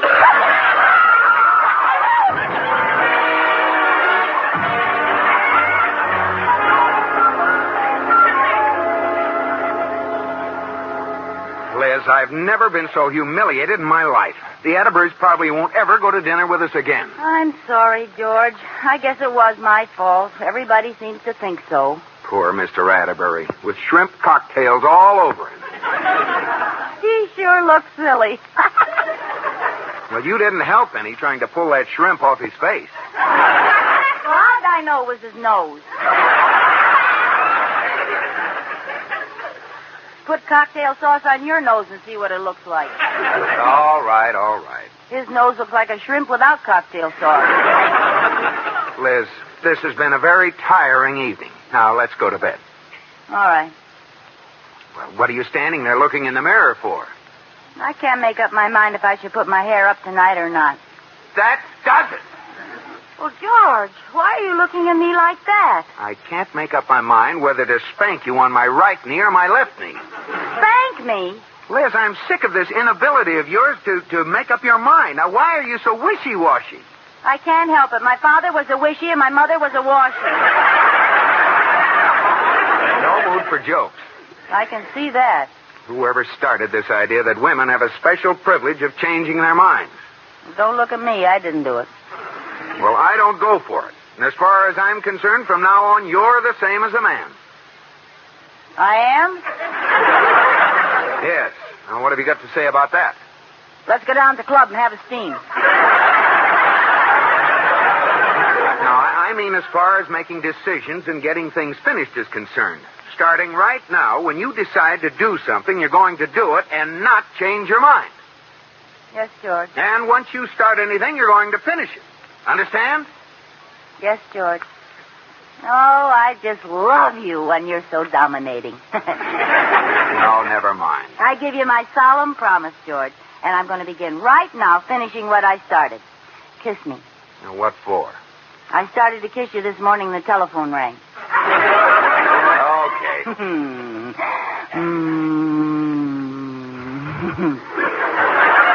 Oh, George, you're so right about this whole thing. Come on, let's finish that again.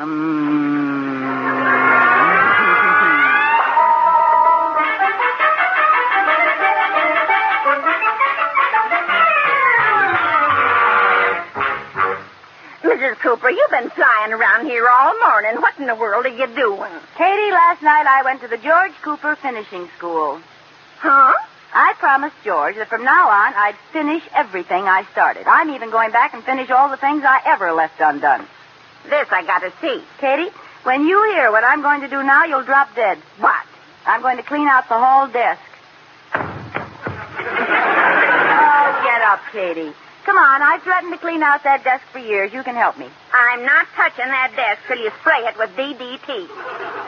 Oh, it's not that bad, Katie. You're exaggerating. I am not. It's the only desk I've ever seen where the pigeonholes have pigeons in them. Come on, let's go. We'll open the middle drawer. Ooh, it's stuck. I don't wonder. It's so crammed full of junk. Well, help me pull it open and then jump out of the way. 1, 2, 3.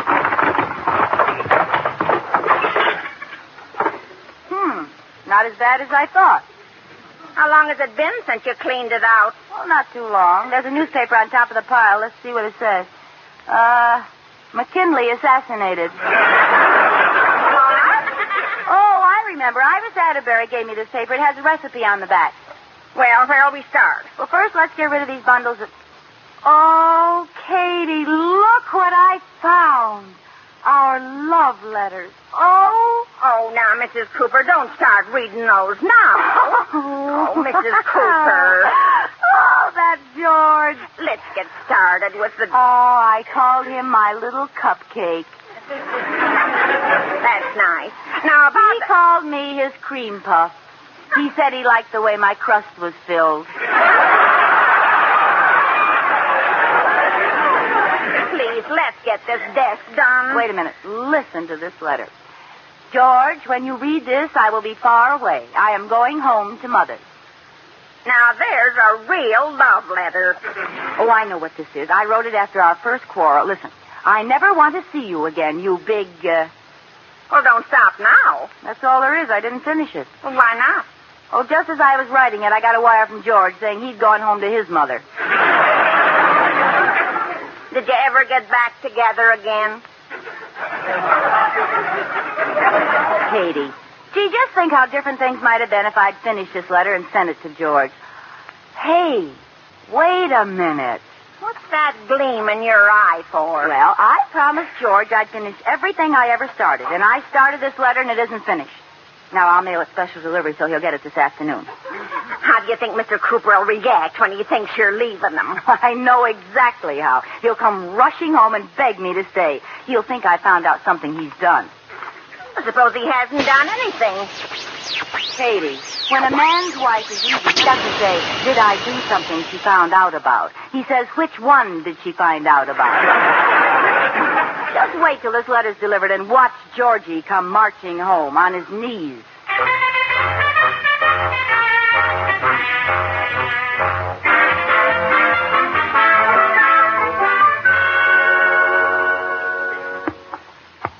Bullseye. Well, George, boy, that's the last game of darts we have time for. Have to do some bank business, you know. You know, it was a wonderful idea of yours to put this dart game in the recreation room, Mr. Atterbury. Oh, thank you. Now, take the pin points out of the darts and put them back on the counters. Yes, sir. Oh, my goodness, look at the time.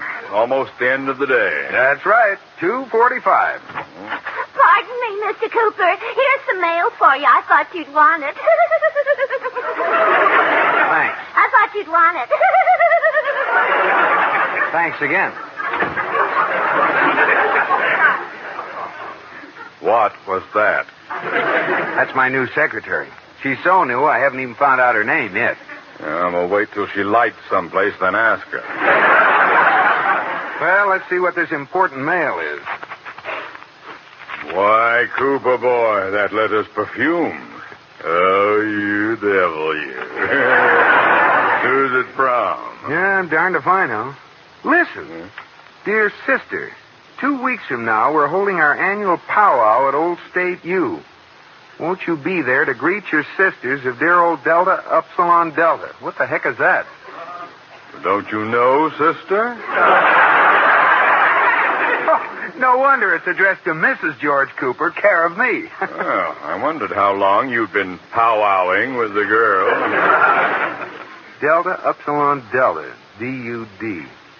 Oh, that's Liz's sorority. Doesn't Iris belong to the same one? Yes, she's a dud, too. Iris got her invitation yesterday. Look, tonight, why don't we talk our wives into going? It'll do them good to get away from us for a week. Good idea. We'll insist that they go. Well, boy, it's almost quitting time. Let's go out the back way. I don't want the employees to see me leaving early.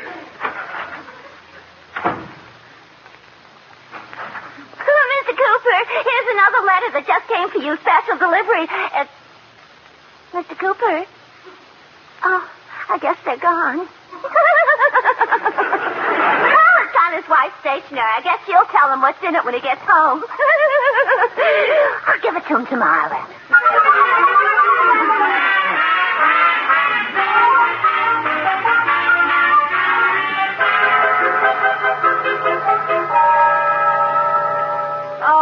I can hardly wait for George to get home. Liz Cooper, you didn't really send that letter to him, did you, girl? I certainly did, and I'm going to have plenty of fun with him before I break down and tell him the truth. Ooh, this is exciting.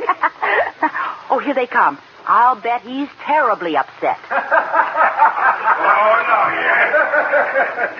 He, doesn't sound too upset. Well, he's probably hysterical. Watch what he says when he comes in. Hi, Liz. What's for dinner? Well, that's it, George. Keep up a front. Hide the grease that's in your heart. What are you talking about? Oh, it smells good, whatever it is. Go ahead, George. You can speak in front of the Atterburys. You lost me someplace, Liz. Come again. Did you get a letter at the bank today? Oh, your letter. Yes, my letter. I'm glad you reminded me. I forgot all about it. Well, thanks a lot. Weren't you a little surprised when you opened it? Well, as a matter of fact, I was. I couldn't figure it out at first. It sure sounded funny when he read it to me. George Cooper, you didn't read my letter to Mr. Atterbury. Oh, sure. Why not? Oh, well, let's talk about it after dinner. It's not important. Not important? We'll talk about it right now. What do you have to say about it? Well, I think you ought to go. You think I ought to go? Well, sure. Oh, don't worry about me. I'll get along fine. I don't know why you're crying. It'll be wonderful for both of us. George Cooper, you ought to be ashamed of yourself. Oh, you keep out of this, Iris. This is their affair. Rudolph Atterbury, I think you even agree with that heel. I do. What? As a matter of fact, since Liz is going, I think you should go, too.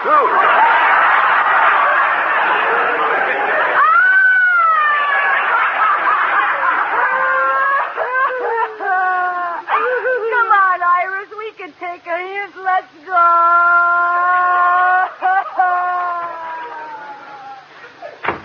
Gee, Mr. Atterbury, I had no idea this meant so much to the girls.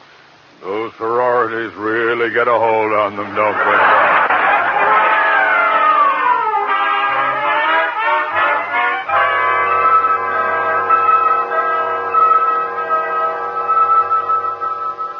Well, we can't sit here all night, Iris. They close the green room at midnight. You know, I've been thinking, Liz. I'm happy. And you should be. We're free. Yeah, we're free. No more bothersome husbands. No more bothersome husbands. No more smelly pipes and awful cigars. No more wonderful pipes and lovely cigars. No more cold feet in the middle of our bars.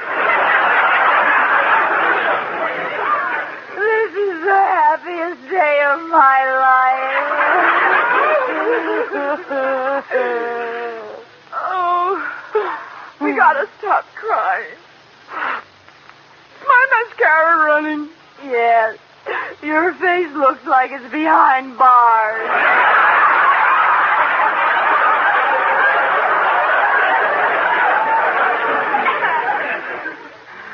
Got a hanky? Do you want to blow or mop?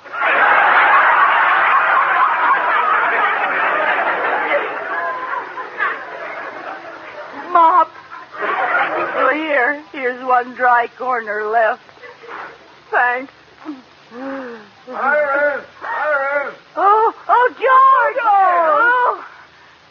You two scatterbrains, you ran away for nothing. We did? Yes. Katie told us about the letter you wrote. He never got it. We were talking about your sorority reunion. The announcement came to the bank in care of me. Oh, George, I'm so happy. Me too. Well, let's all stay here and have dinner. It'll be a celebration.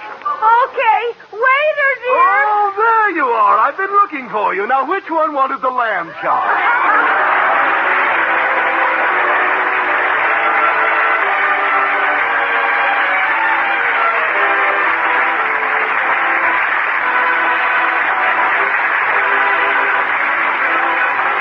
My Favorite Husband has been presented through the worldwide facilities of the United States Armed Forces Radio and Television Service.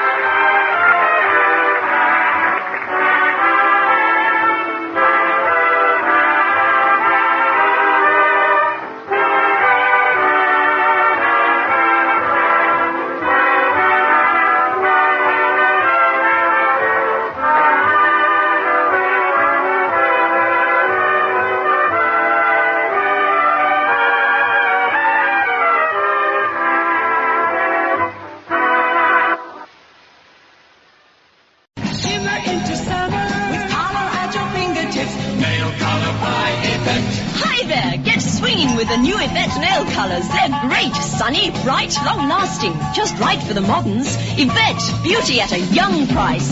Shimmer into summer. With colour at your fingertips. Nail colour by Yvette. Exclusive to Woolworth beauty counters. Would you credit it? 50-odd years of baking same old Orvis.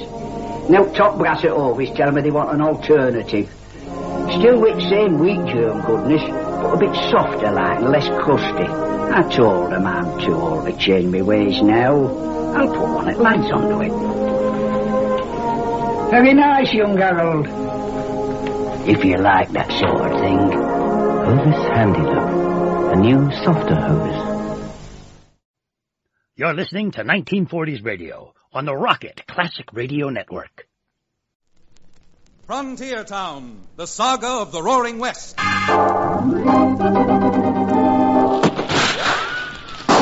Frontier Town. El Paso, Cheyenne, Calgary, Tombstone. Frontier Town.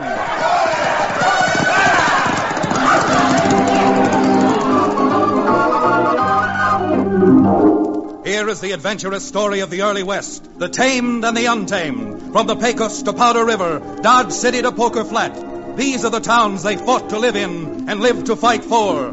Teeming crucibles of pioneer freedom. Frontier Town!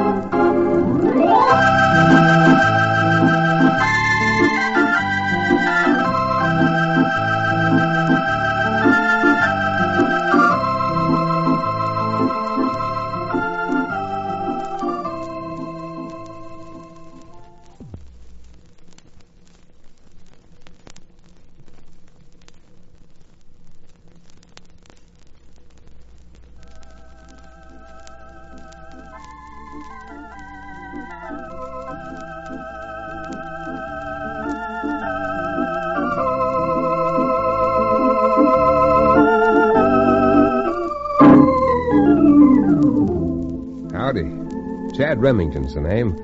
Occupation, frontier lawyer. From the little cow town called Dos Rios. Avocation? Well, although I don't go out looking for it, I certainly get a lot of trouble dragged to my doorstep. And I must admit I don't mind too much cleaning it up. You know, out on the frontier, things are pretty new. Pretty rough and ready. Although the land is rich, it sure needs water and plenty of it to keep it going. In fact, in some places, water rights and the control of water is sometimes worth the price of a kingdom. But to show you what I mean, let's take what happened not too far from my hometown in another little saddle stop called, believe it or not, Dry Gulch Springs. Water over in Dry Gulch became very valuable as the price of men's lives. The trouble all started one day when two men described in my book as motleys sauntered into the Gilded Cage Cafe and sat down at a table, just as Lulu, the cafe entertainer, was ending a song.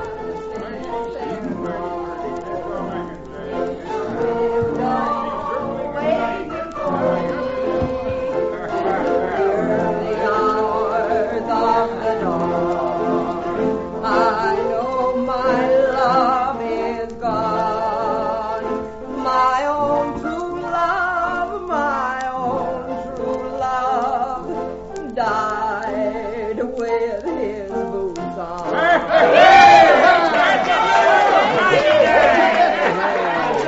Rick, it's a good thing we wandered in here.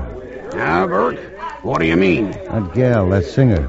We can use her. Well, I sure could. Look, knothead. I'm talking business. You go over and introduce yourself to Miss Lulu. Yeah? Yeah. Then tell her I want to see her. I'll be waiting for both of you up at the shack. Oh, but boss, if I... Go on, do as you're told. I ain't got all day. I'll get moving.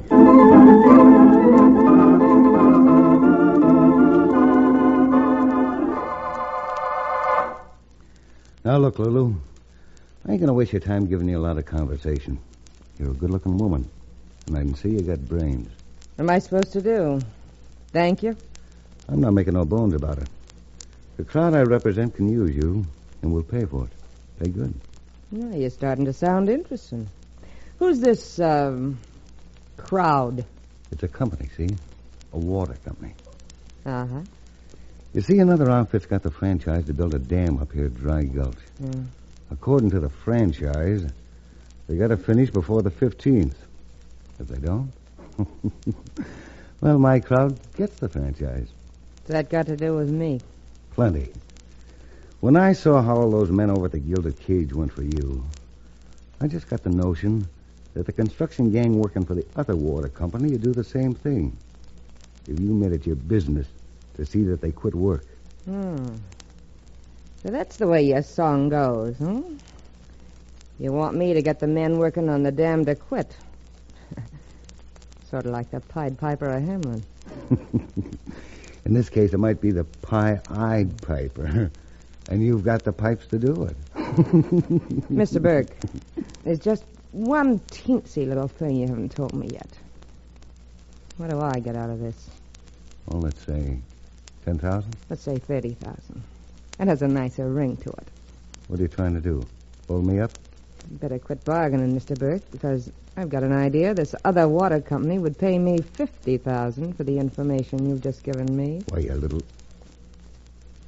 Has 20,000 got a nice ring to it, too? Well, it don't ring like the Liberty Bell to me, but... Okay. You just made yourself a deal. Now you're talking. Hey, Rick, give me a bottle of something and a couple of glasses. Lulu and me are gonna... Don't get nothing. Yet, Rick. This deal's not closed until I got 10% of that 20,000. In cash.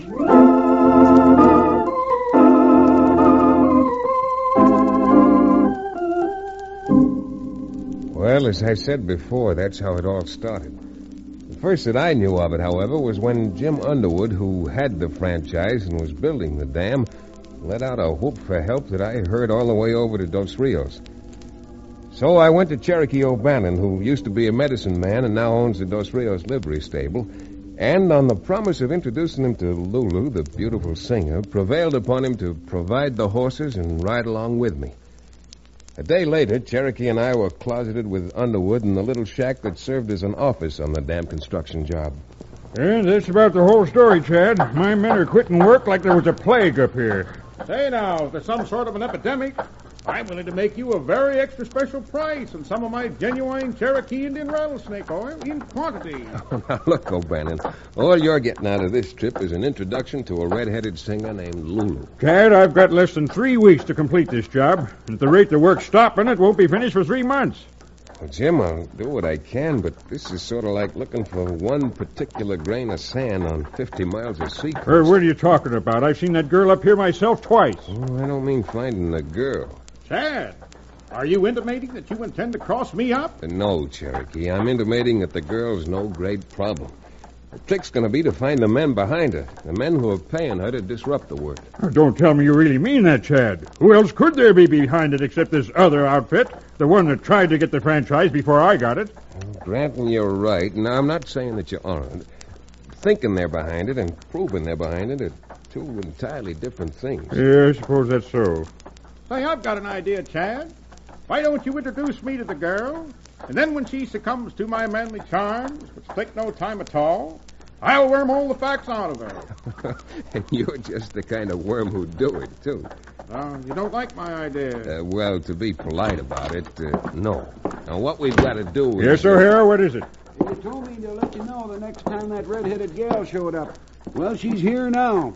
Yeah, it's quite nice of her to cooperate this way. Don't go giving her the credit. I got her up here. Simply proves the efficacy of a man never giving up hope. Jim, I think we'd better walk out on the job and see what the young lady's up to. All right, Chad. Let's go.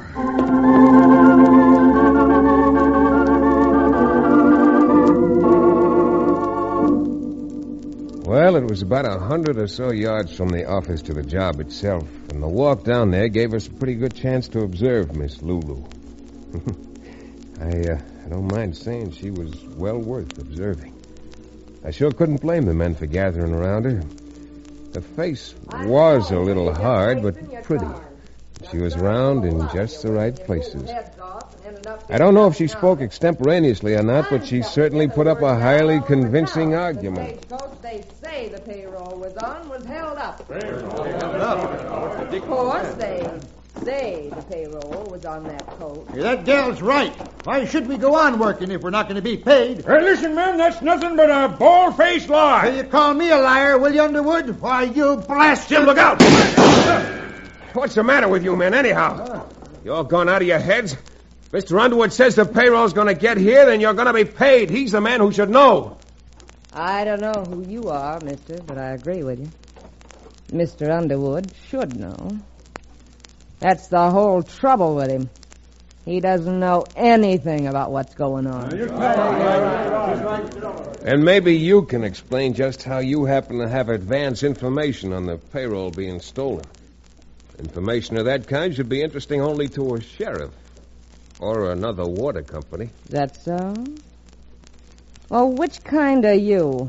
A tin horn sheriff? Madam, if you'll pardon the formality, permit me to introduce myself, and then I'll introduce you to Mr. Remington. My name Cherokee, let's skip the social amenities and face a few facts. First, you want to know if I happen to be a sheriff, miss. Would it make any difference to you if I were? Yeah, it might.